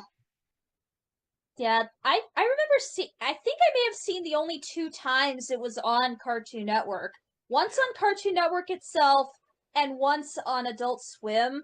I was wondering what the hell is this? yeah, like I don't understand who, like maybe it would have worked a little better as an Adult Swim show, because like the Maybe. premise is you got these two hippie aliens that live on a planet that's basically just conformist 1950s suburbia Edward Scissorhands world. Um Mhm. and they that it is really on the nose, and it's like, oh yeah, kids are just gonna love this fucking social satire you got, where like at one point the dad, who's also played by Dennis Hopper, says like, I can't take this free thinking insanity, and it's like, okay, I'm not saying you can't have subtle commentary or whatever, but it's like, what kid is gonna get this shit? It sounds like Third Rock from the Sun meets All in the Family. Sort Mhm. of. I mean, like, and then okay, so then our main duo leave their planet to go to Gruvenia, and they meet the titular Gruvenians, who are just other aliens with like slightly weirder designs. Like, I don't know. And then um like their whole thing is like, oh, on Gravinia we just have fun nonstop. We just have fun all the time. And then, but there's robots that run the planet who come in and like get like demand they give them money, which Wait, is liquid. and poor Dennis Hopper has a really weird villain song. Where he sing talks. I mean, he's a robot, but still, it's like I don't get it. Or like Scar and the quote unquote live action Lion King sing, talking, be prepared. Yeah, he just goes like, money makes me happy. Money makes the world go around. Uh, It's like, yeah, uh.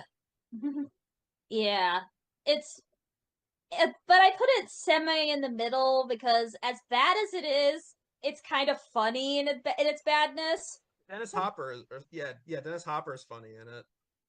Yeah, him and Jeff Bennett as the flirty French alien is Oh, pretty funny. yeah, what was that about? He has like a fucking mustache that like unwinds. It's like his like a cartoon erection or whatever. It's like, what the shit? And the weird dog thing like sounds like one of those old toys that like if you spin it, it sounds like it makes an animal noise. Yeah. Oh, and there's a laugh track for literally one line in the episode, and then they're just never again. Mm-hmm. I'll The never big understand. lipped alligator moment. That's pretty much the entire Ta-da! thing. Yeah. Ah. Yeah. Let's see. Num. Let's see. Number three. I know. Uh. I thought you were Oh, on four. sorry. Sorry. Number four. Yeah. Uh. Number four. Let's see. Okay. Sorry. I'm just going through my list. Uh. Let's see. Little Shop. Oh God. Yeah. Yeah. Little Shop is bad, but like again, like I don't. I feel like I've seen worse, but at the same time, yeah, Little Shop is fucking terrible. I think the weirdest thing about it is that it's like the kids in the drawings, they're supposed to be like in middle school. They look elementary aged. Yeah. Oh God. Yeah. This is supposed to be a prequel show, I guess, to Little Shop of Horrors, and that like Mm. now like they're all kids, and so okay, instead of the dentist being a dentist, he's a bully who has comedically bad braces, Uh. and Audrey is Audrey just a won. Audrey one is just a ditzy girl with no Ah. personality to speak of. She doesn't even And have the likes a signature. refrigerator. Yeah, what the and Seymour is basically just a nerdy little kid, and he looks like it's weird. They try to cash in on the Rick '90s movie. Moranis. Yeah, they try to cash in on that, and yet none of the characters look anything like them. The closest is maybe Mr. Mushnick, but even then, it's like it's just a caricature, like a cartoonish, Yeah. exaggerated version. And then they make the plant rap several times. But the plant is all his friend now. Yeah, the plant they toned down the whole plant eating people. Here it just has a ravenous appetite for anything. Yeah. Okay. Yeah, and it didn't look like they colored in the backgrounds properly. Yeah, this has animation on par with fucking Hammerman. Like it's that bad. Yeah, that was on my list before, so I did. That's why I didn't put it Uh. on here. That's an example of something that's so bad it's Oh. funny. Yeah. Hammerman. Yes. Yeah, so Little Shop, pretty lame. Mm-hmm. Um, oh, my next one is the Bad Fosters episodes that you've reviewed. Oh god. Mm-hmm. Oh, those Yeah. were painful. Yeah, I remember that was your number one on the worst TV reviews list that we did long ago, and rightfully so. Those are bad.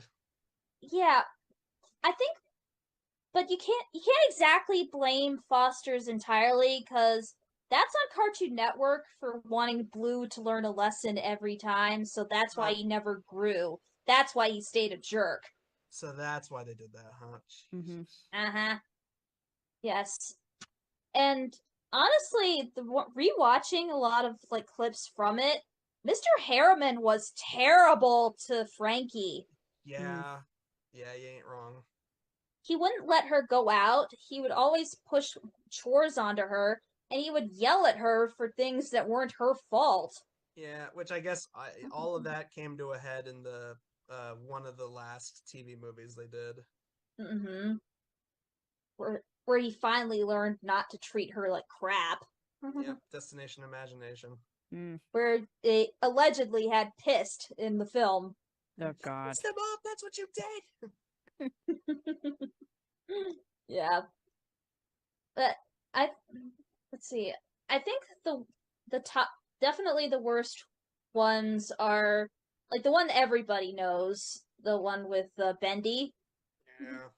Now that one's pretty bad because no, it's one thing not to believe Blue, but Eduardo, Wilt, Coco, come on.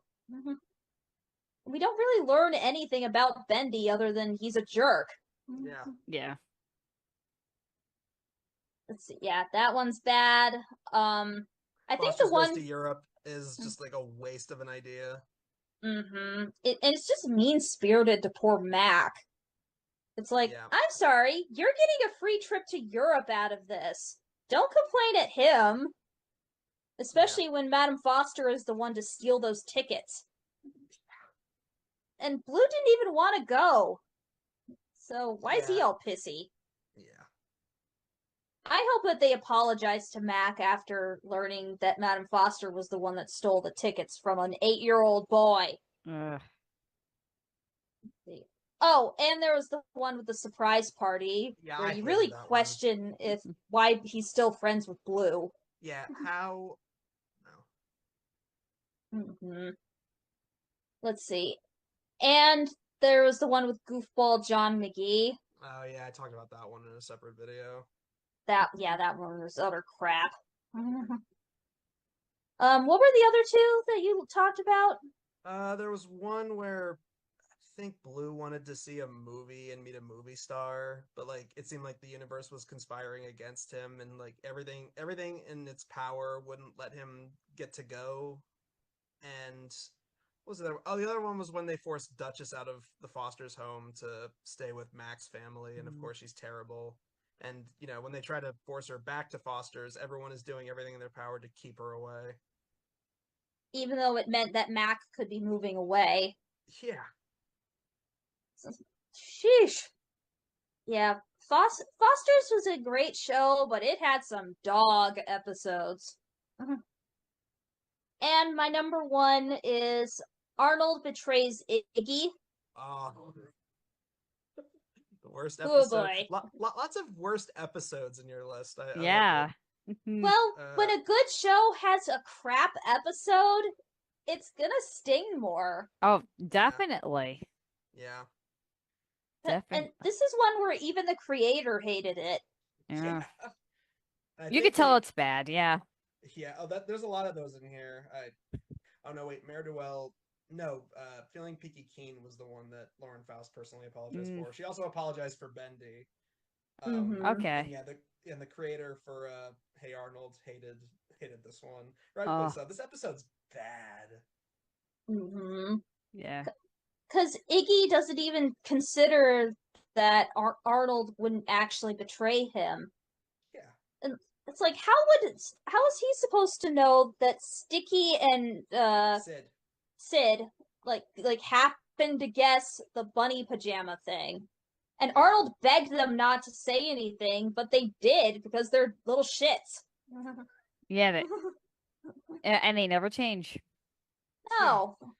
And fucking just like Bendy, this episode ends with this character Iggy never appearing ever again.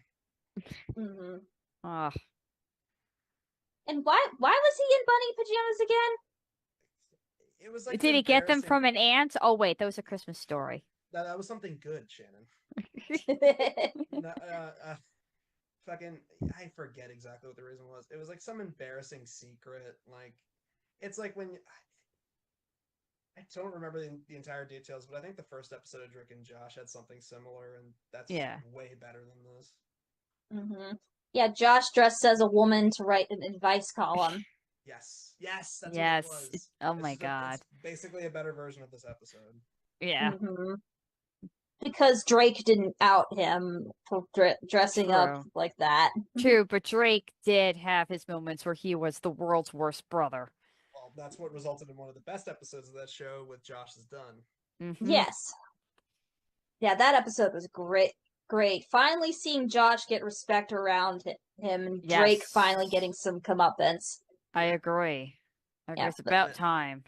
And then it ends with them getting back together and playing ping pong. Yes. Yeah, and then going, what's Wah, wah, wah, wah. So You have smashed the window of transparency. so I don't have 10, but I have 4, and all 4 of Okay. them have to do with me. Ooh. Okay. Oh god. Okay. Okay, I think I can tell. But go ahead. So in any particular order, first one, Sir Billy. Oh boy. I had to suffer through that. Oh my god, just everything, and like Sean Connery just complaining the entire time, and I think we kept making James Bond references. The movie kept making James Bond references It too. did. And they were referencing ones that he wasn't even in. They Yeah. referenced fucking Pierce Brosnan ones and like all the other like Daniel Craig ones. It's like, how do you fuck this up so badly? Oh my god, yeah. The next one, I think I watched this with you, Eminem, Eminem's cartoon show. Oh, the Slim Shady show. Oh my god. Yeah. Oh ho ho. You thought fucking Hammerman was bad? Oh, Well, it was, but oh my you want to look at lord. you want to look at the adult equivalent of that? The Slim Shady show. Oh my Oh my god. god. That was bad. Yeah. Next one was Rugrats preschool days. Oh, the one where rounding out the characters to make them cute made them Mhm. scarier. Uglier. Yeah. Yeah, like Stevie and I watched the first episode and we're like, done. Nope, nope, done. Mm-mm. That's one of my favorites. I love that one. Same. And oh, sorry, go ahead, Kat. In the last season or so of the original Rugrats, they kind of would sprinkle in episodes of Angelica and Susie at preschool, but in the regular Yeah. style. There was a whole episode in the original series Yeah. that was basically this but better, and in the Like there original was a whole hairstyle. episode of all of them as all grown up, which led into Rugrats all grown up. Because there was one episode where I guess they were teasing a spin-off series. Yeah, it was like a special, I think, and then Nickelodeon was like, "Hey, make that a spinoff." Yeah, but I liked All Grown Up. It was Really. fun. I did too. It was interesting to see all of them all grown up. I liked the special. I wasn't really fond of the show just because it's like, they're having teenage melodrama. I don't know. It wasn't. Yeah. For me. Well, then again, we weren't teenagers going through melodrama when the show came out. I will stick with much better animated shows about teenagers going through teenage superhero adventures. Thank you very much. You're welcome. Teen Titans Go. Oh god, yeah, that was way better. Kangaroo Jack, just for the simple fact, I was like, please review this. Nostalgia Critic hasn't reviewed it yet. Yeah, oh god, I remember that. Yeah, it was you, me, Patrick, and Adam. We watched it, watching. yeah. Oh Yeah. no. Oh god, the fucking marketing of that movie was such ass. It was, and like Kangaroo Jack speaking was just a dream It was a sequence. dream sequence. That was it. Yeah, and it was in like the middle of the movie for like one scene. But the Yeah. entire marketing campaign just kept hyping up. It's a kangaroo with a sweatshirt that raps to the Sugar Hill Gang. At least in the animated sequel, they had a reason for why he eventually would talk. And they I had rap actually LL didn't Cool J. see that. It was I- better. Yeah. I'm surprised they made it, but Same. It's one of the weirdest like ideas, an animated spin-off of an adult-ish comedy. Yeah. And then last but not least, a special truce.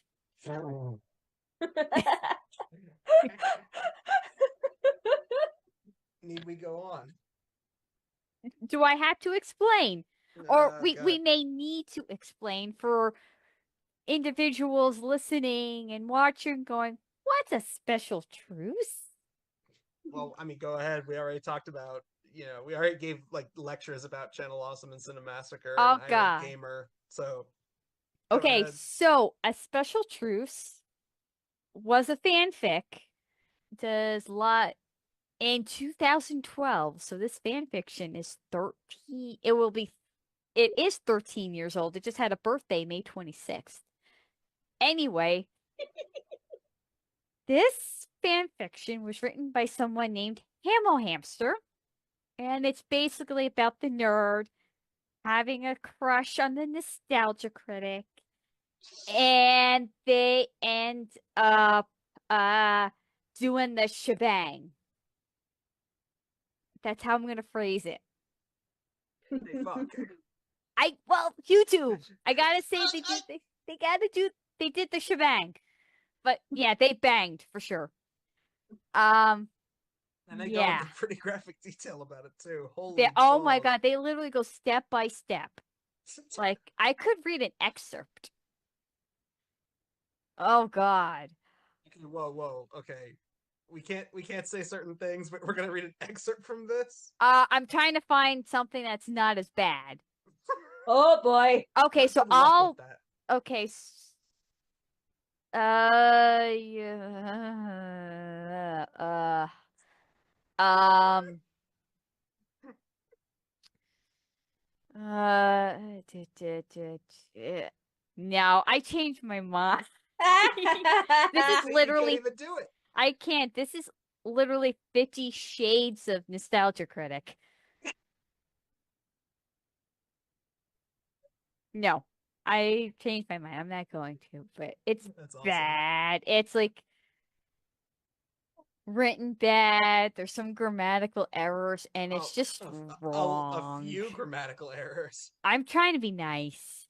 And to top it all off, when I was active in my reviewing days, Hamo Hamster did a sequel called Never Meant to Be, which is basically a love triangle between the irate gamer, the angry video game nerd, and the nostalgia critic.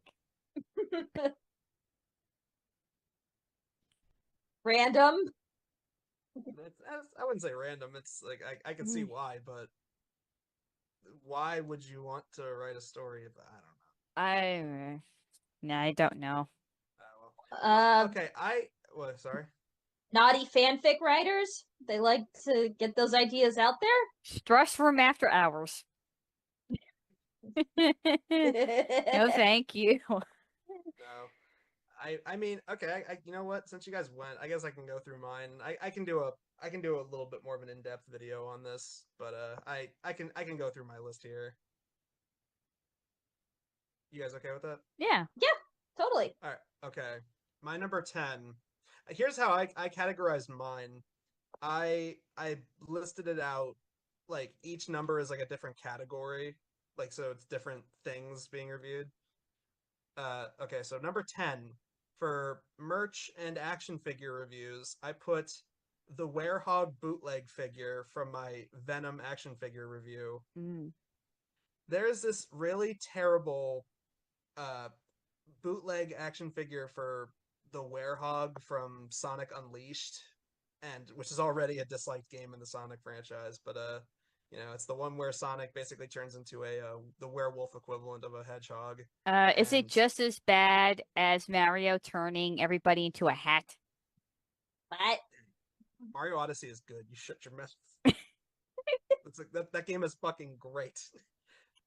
I don't know. Sonic Unleashed is one of those games where I see why everyone doesn't like it, but I'm kind of glad people are giving it more of a fair shake in recent years because I was like, yeah, it's stupid as hell, but I never really hated the game, so I don't know. But this action figure, like, I was pretty fair. I tried being fair in my video for it, but looking back, I'm like, no, this is probably the worst piece of crap I've ever looked at in terms of like bootleg. Even the crappy Dollar Tree action figures that I've reviewed that were all like just inferior versions of like GI Joe and Transformers and Power Rangers and stuff like that.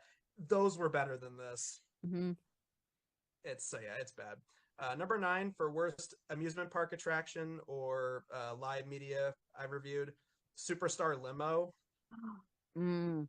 Yeah, I've it seen is. videos about that. Yeah, there's a reason Disney tried to give this thing the fast pass. It is bad. Mm. It's Is it very still tacky. around? No, Oh, no. oh, oh, yeah, that's right. It lasted a year. It got replaced by Monsters Inc., which That's right. It did. Like there was like a faux looking Drew Carey, I think. Drew Carey, Whoopi Goldberg, I think were yeah, in there. Robin Williams, I think. Oh Uh God. just like Tim Allen. It's like it's very cheesy and very dated. Um and it's just so tacky. It's like it's Yeah. the tackiest fucking thing Disney World had, or Disneyland, I'm sorry. It was bad. Like, I don't know. It's really bad. And granted, there is a video from, I think, Defunct Land. There's Yes. a bunch of people have talked about this, Uh, but I know. I super love Defunctland. oh, so do I. I love Defunct Land too.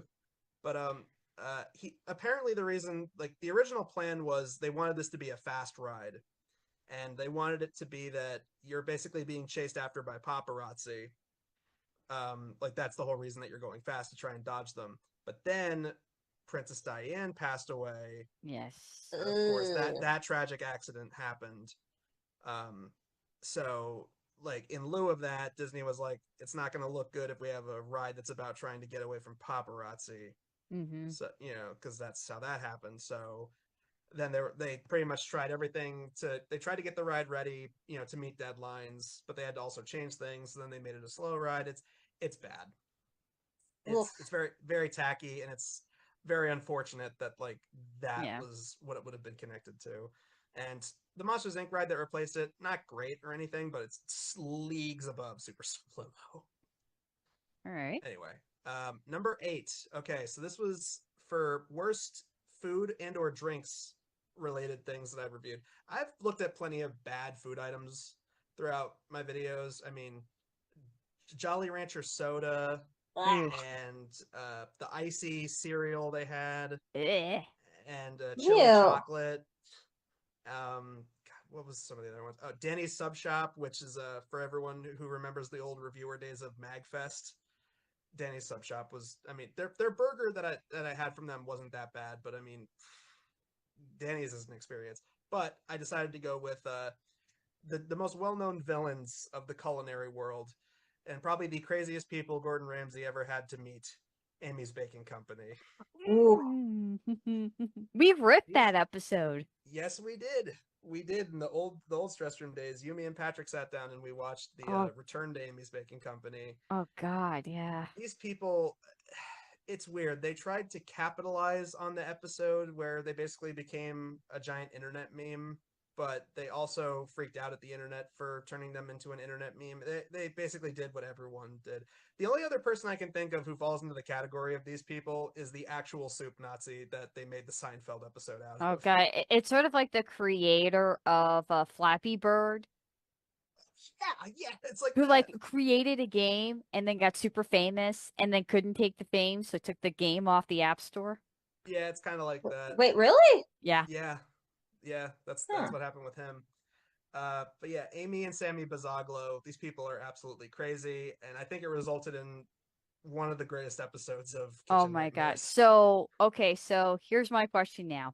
Yeah. Amy, like Gordon Ramsay versus A, Amy's Baking Company, or B, the vegan teacher. The vegan teacher on TikTok. Ooh. That, you know what? There should be like a Legion of Doom for bad chefs. You got her. You got Amy's Baking Company. You got the soup Nazi. Oh my God. Um, Like, they should make a Gordon Ramsay video game and all of these are just the boss fights. Ah. it's like Dark Souls, but you're going up against like these like deformed versions of these people. Oh my Uh, God. And like the big boss fight is Gordon Ramsay fighting himself. Ooh. it's raw. It's fucking raw. That'd be great. Mm-hmm. Man, yeah. These people, they weren't great chefs. I mean, apparently their desserts were great, but I like they're the kind of people that say, "Oh, we make everything from scratch," and then there's footage that was shown in the Return to Amy's Baking Company where it's like, oh, is this handmade? Was it gnocchi or it was something like that? And it's like, is this handmade? She goes, no. And it's like, but you said that you make like that all your stuff is handmade. She goes, well, I don't hand make everything. And it's Uh, Mm, like you caught you in a lie. yes. And then like they interview like former employees, and they say like, if they were being disciplined, they'd have to do things like wash their car, Mm.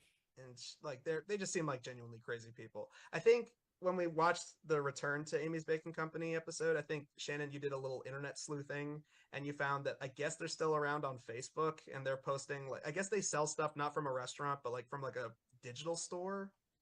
Let me check if that's still a thing. Hold on. Like I remember you made a you were like you're like they took a picture of them selling pizza, but in the background there's a pizza box. That's just frozen pizza that they're selling. Oh, Amy's Baking Company Bakery Boutique, I think it's called. Oh, hmm. oh God. So they're Boutique still and Bistro. yeah, that was the full name. That's right. I do remember that. Yeah, But I Amy's think Baking Company Bakery Boutique and Bistro. Oh, the last post was in 2024. All Reddit mentions of us must be taken down. We will not allow this any longer, as it has been over 10 years. they're still doing it. That's amazing. Anyway, so yeah, Amy's Baking Company, one of the best episodes of Kitchen Nightmares. Really Yeah. crazy as fuck people. Let's see. Next for number 7, worst board game or tabletop game. Now, if I were to Ooh. do this back in like 2015, when I was like on my second year, it easily would have been Mr. Bucket or Doggy Doo. Hmm. Yeah, and there's a couple of other ones that slipped through the cracks. I mean, like there was an Indiegogo campaign for a game literally called Bukaki the card game. It's Ew. Yeah. yeah, it No, sounds thank you. bad. Yeah, there's one from Shark Tank called Bullet Ball, which I feel bad for the guy that made it because he basically went homeless. Like he put all of his life savings into it, and basically it's just a game where it's basically just Pong on a table. You take a ball and you just like use your hands to like knock the ball back to your opponent, and it's like you wasted all your life savings on that. Like, but anyway, so I racked my brain as to like what could be the worst, and this one's fairly recent. I'm very comfortable in saying this. My number 7 for worst board game I've ever talked about. It's Acclaim's VCR Golf. What is that? Okay, so you guys know Acclaim, obviously. Yes. Yeah. So before they got into video games, they had board games, and well, they made it's basically a board game version of golf, and it's just as boring as it sounds. You roll the dice, and it however much dice you like, whatever the number is that it lands on, determines how far you can move a space along one of 3 double-sided boards that are supposed to look like an actual golf course. And you move like along these like lines, and then you have to measure how many feet your piece went. So they give you a little ruler to measure it, and they also give you these cards that determine the outcome, like determining if your ball lands in the hole or if it lands in a sand trap or what have you. And how they incorporate the VCR aspect is there's a tape that comes with it, which is no joke 2 hours of ABC golf tournament footage. And one of the cards you get is it says like determine your own shot based on the results on screen. So whatever happens to a ball on the tape, like you're supposed to pause it in between turns. So whatever, like say somebody on the tape ends up landing a hole in one, that means that you get a hole in one. So it sounds like the board game Seen It did a lot better. Yeah, yep, yeah, pretty much. It's pretty much just a crappy version of Seen It. It's like, look, I fully admit, I've said it in the video, because there's another VCR golf game from Epix. Acclaim and Epix were the same people that made like California games and winter games for the NES. Like that's what they Mhm. did. Um, and it's fair to say that this game is definitely a blizzard of balls. Um, but yeah, it's like even from someone who's sport illiterate like me and not really the world's biggest expert on golf, I can't see people who are like diehard fans of golf wanting to be like, oh man, you want to play VCR golf? Oh yeah. So yeah, it's just an incredibly boring, incredibly counterproductive. Like for people out there who are like, "Oh, why would you want to play board games or why would you want to play video games based on, a sport you could play in real life?" Let me take it a step further. Why would you want to play a board game based on a sport you could play in real life? Wii Sports Anyway, did it better. God, yeah, right. Mhm. Do do Do-do-do-do-do-do-do. do. Wii Sports. All right, so for number 6, for internet content that I've Ooh. reviewed, I racked my brain around this, and this is kind of a cheat because this is from an April Fool's video, but I don't care. I still think this is some of the worst crap that's on YouTube. Kids toy review slop brain rot channels. Mhm.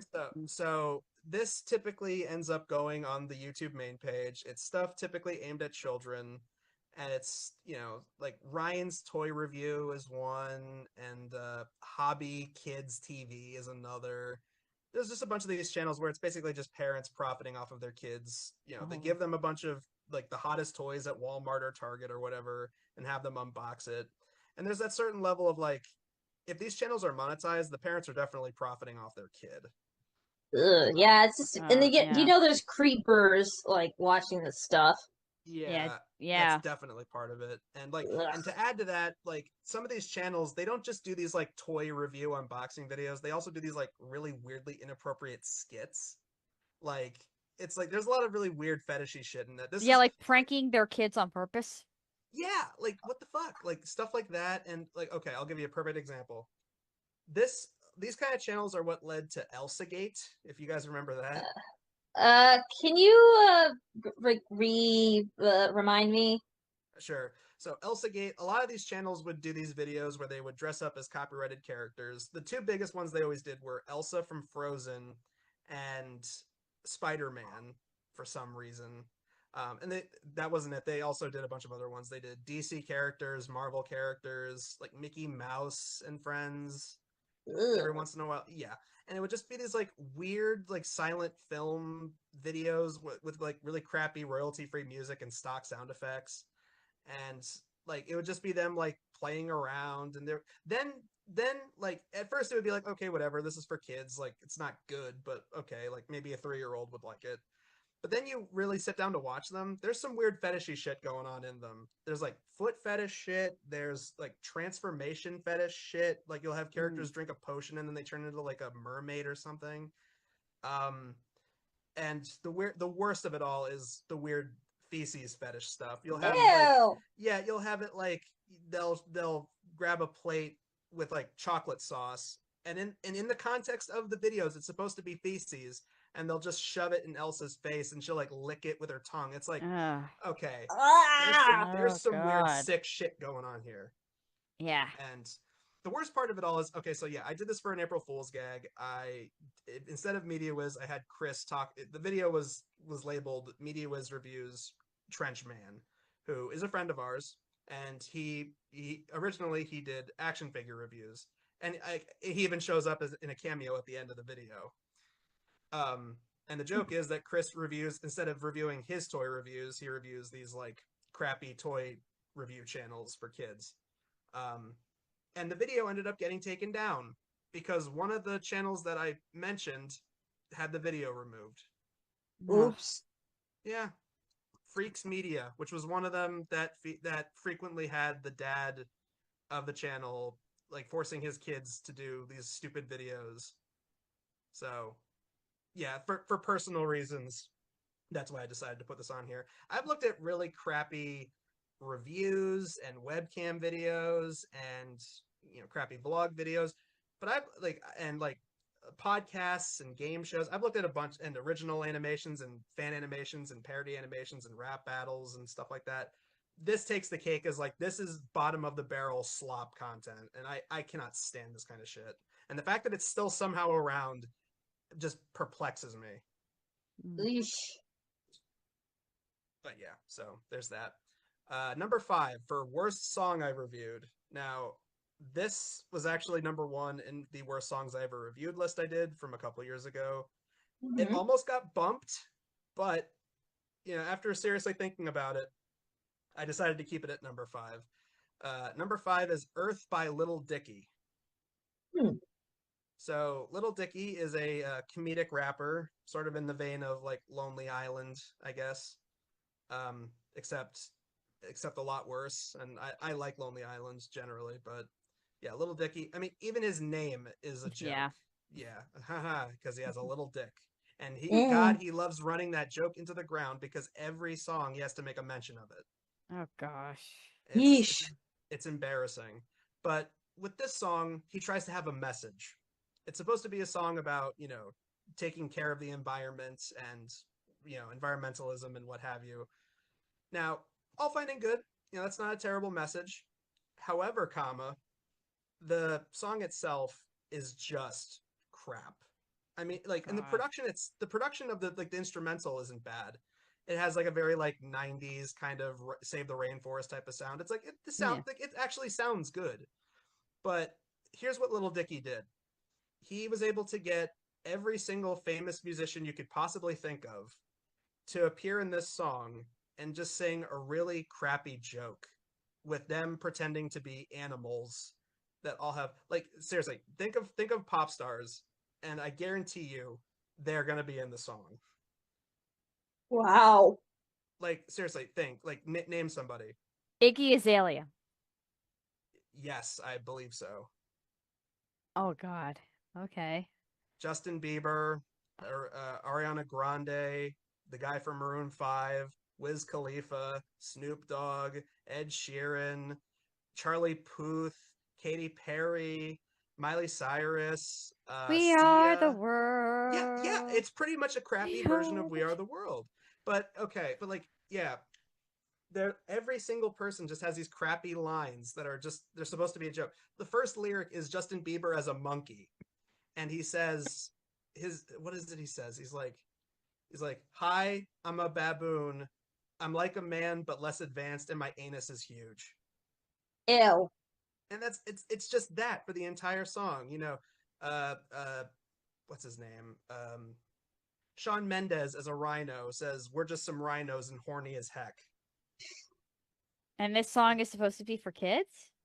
No, it's not really. No, like, I mean, I can only assume kids would find it funny, but it's like the whole like even the beginning Oh, of the music video, they try to make it like this is a serious song about saving the environment, and then it's just this for like yeah. 3 minutes.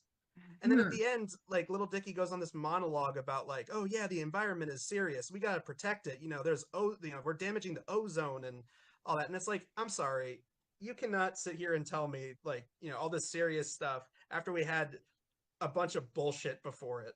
Yeah. No, I Mhm. agree. Oh my god. And like embarrassingly enough, it ends with the weirdest cameo.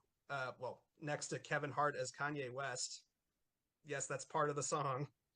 Uh, yeah. What animal was Kanye West in No, no, no, no, no. It's because Kanye West was the one person who said he was not going to do it. I don't know how, but okay. So instead, they got Kevin Hart to just show up and say, "And I'm Kanye West."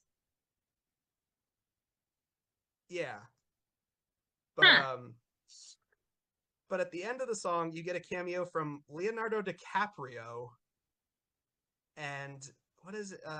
Like Little Dicky's talking about how, oh yeah, we should all like donate to Leonardo DiCaprio's charities because he's doing good to stop climate change or something. And then he goes, any closing thoughts, Leo? And then an animated Leonardo DiCaprio says, "This is probably my favorite song of all time." And I'm like, okay, he deserves an Oscar for saying that because that's some fucking good acting right there. I Mm-hmm. don't believe that for a second. Yeah, I don't believe him either. Me either. Yeah, and that's another thing. The music video is animated really well. Like, there's really good animation. It's like Pixar quality animation for this fucking stupid song. That It's sucks. yeah. Yeah, I'll say. Oh, and then they try to like there's oh my god, there's so much to rant about. Like Little Dicky is talking like there's a part where he actually gets a full verse. And he's talking about like the best things that humanity has to offer, and of course it has to come back to sex. And he says like, men, doesn't it feel great when you have sex? And aren't women's orgasms better than a dick's? It's like of all of humanity's accomplishments, that's the best you can think of. Wow. It sort of reminds me of that meme I think I posted years ago where there's like the Charles Darwin evolution, and then it gets to Justin Bieber, and then the one prior to that about faces, and we got to go back and start over. Yeah, kinda. I mean, well, it's also appropriate because Justin Bieber's a monkey in the song, so God, yeah. I mean, oh my God. And I'm Kanye West. It's fucking Kevin Hart, like not even trying to do a voice. I thought that, like, that's kind of funny. I can see why people took that and made it a meme. Uh, but yeah, otherwise, this song sucks. It's yeah. Earth deserves so much better than this. But anyway, Yep. Definitely. yeah. Anyway, so number 4 for worst written media, comic, book, fanfic, whatever. Number 4. This was number 1 on the last list that me and Kat did. Sonichu. Yep. Simply put, it's a crappy. It's not a terrible idea, and somebody did take the idea of Sonic and Pikachu merging into a singular being, and actually made it pretty good with that Sonichu Redemption comic that I also Mhm. looked at. But Sonichu, it starts off as just a really lame idea, and it slowly became more of a self-insert for Yeah. Chris Chan. And the more it went on, it became less about Sonichu and more about Chris Chan's wacky internet adventures. And I know they're still going, but honestly, I just don't want to talk about Sonichu anymore. It's like I feel like that ship has sailed. And plus, plenty of other channels are already Yeah. chronicling Chris Chan's adventures. So yeah, I feel like there's no need to talk about it. Just all you need to know, Sonichu sucks. All right. Mhm. Okay, so if you want to see us rant more about that, we talked a little bit about it in the worst written media list. But anyway, number 3 for worst video game, E.T. on Atari. Oh, Yep. of course. Definitely. Yeah, the foundation for the AVGN movie. And the most interesting bad video game story. I mean, this almost Yeah. led to video games as a medium just not existing because the market for it just sank because of this game. Mm-hmm. And Oof. I mean, there are plenty of other games that definitely fall into this category. I mean, E.T. shit. was the first. Yeah, it was the granddaddy of bad games. Mhm. The The first great, and the worst. the great granddaddy. The first, Bef- the, yeah, the first and the waste. long before there was a Sonic 06 or Mm-hmm. a Bubsy 3D or an Action 52, Mm-hmm. E.T. on Atari. It was the original, just buggy as hell, crappy Yeah. cash in game based on a Mm-hmm. popular movie. Rush job, they just rushed it out to meet Christmas deadlines. And it's the best video game story. It's definitely an interesting one. If it wasn't for this game, we wouldn't have the modern gaming industry. So, Yep. and on in that regard, it should be respected. But as a game itself, I played it at RetroCon before they had a screening for the ABGN movie just next door. Oh, nice. Yeah. And I walked up to James Rolfe in my AVGN cosplay after playing it. He was walking with his posse, and I said, "This game sucks, and I can't wait to see you rip it apart." And he just smiles and goes, "Oh, thank you." Uh, That was nice. funny. Nice. I wonder with the technology we have now, can we revamp E.T. for Atari and like Well, it's fix it? it's interesting you say that, Shannon, because there were other ET video games there, which I did a follow up on. I reviewed one for the Game Boy Advance, and there was one on the Game Boy Color, and they're also not very good, but they're still leagues above the Atari game. Hmm. Hell, the ET board game is a step above the ET video game. Do, do, do, do, do, do, do. Oh, I'm flying, I'm flying, I'm flying. Aw. Oh, I'm flying, I'm flying. yeah, Aw. Ah. yeah, pretty much. Yeah. But yeah. So, what else needs to be said? ET. It's one of the most well-known bad games of all time. All right, number 2 for worst TV show or worst television anything. Ooh. Now, when we did this list, when it was me and Kat, my number 1 was TLC because, and I still think TLC is hot garbage. It, along with other crappy reality show broadcasts like MTV, for example. Mm-hmm. Yeah. But looking back, and people even commented like, "Wow, I can't believe what your number 2 wasn't number 1." So after combing through TV reviews I've done after that. I've looked at dumb stuff after that. That Mm-hmm. was a crappy TV show. Like, Kat mentioned Little Shop and stuff like that. And I still say, in retrospect, yeah, this definitely should be the worst TV show I've looked at this thus far for Media Wiz. Number 2 goes to Alan Gregory. Oh, Alan Gregory, it was the brainchild of Jonah Hill, and it was their attempt at trying to make an adult animated show for Fox.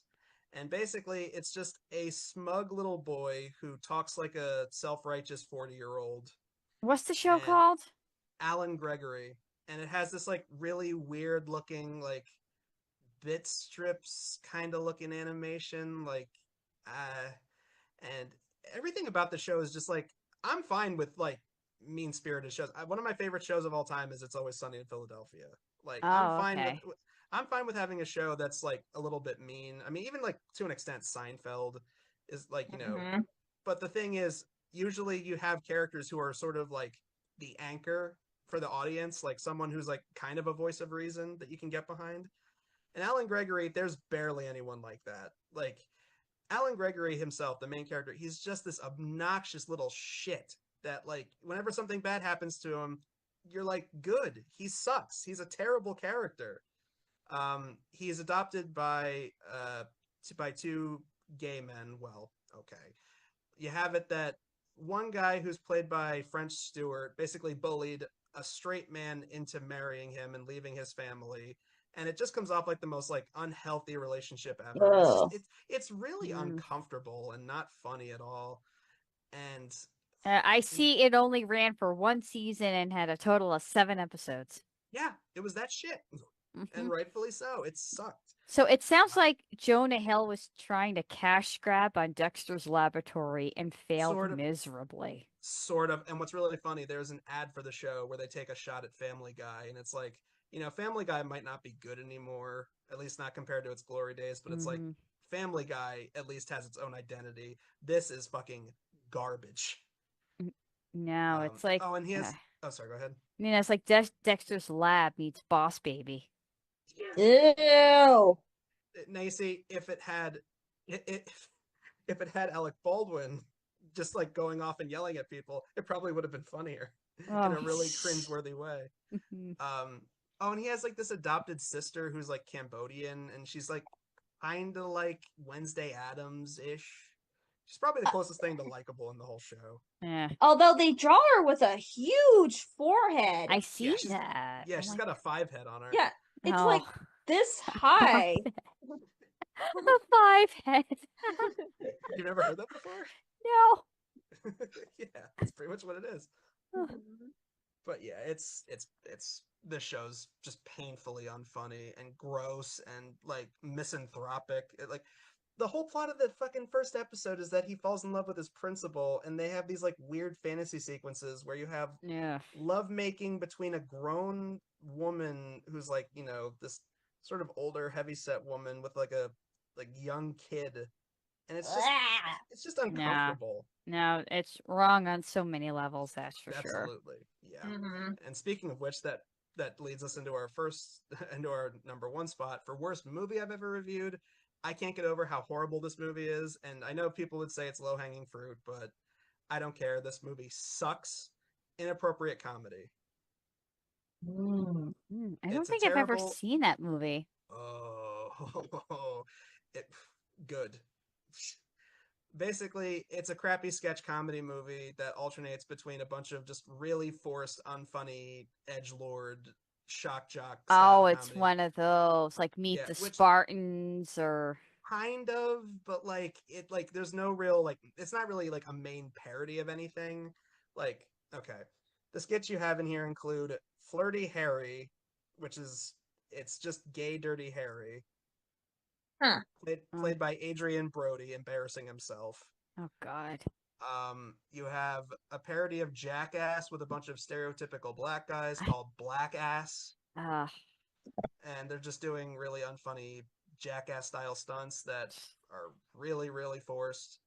Um, let's see. You have the porn review where you have Rob Schneider and Michelle Rodriguez reviewing crappy porn movies.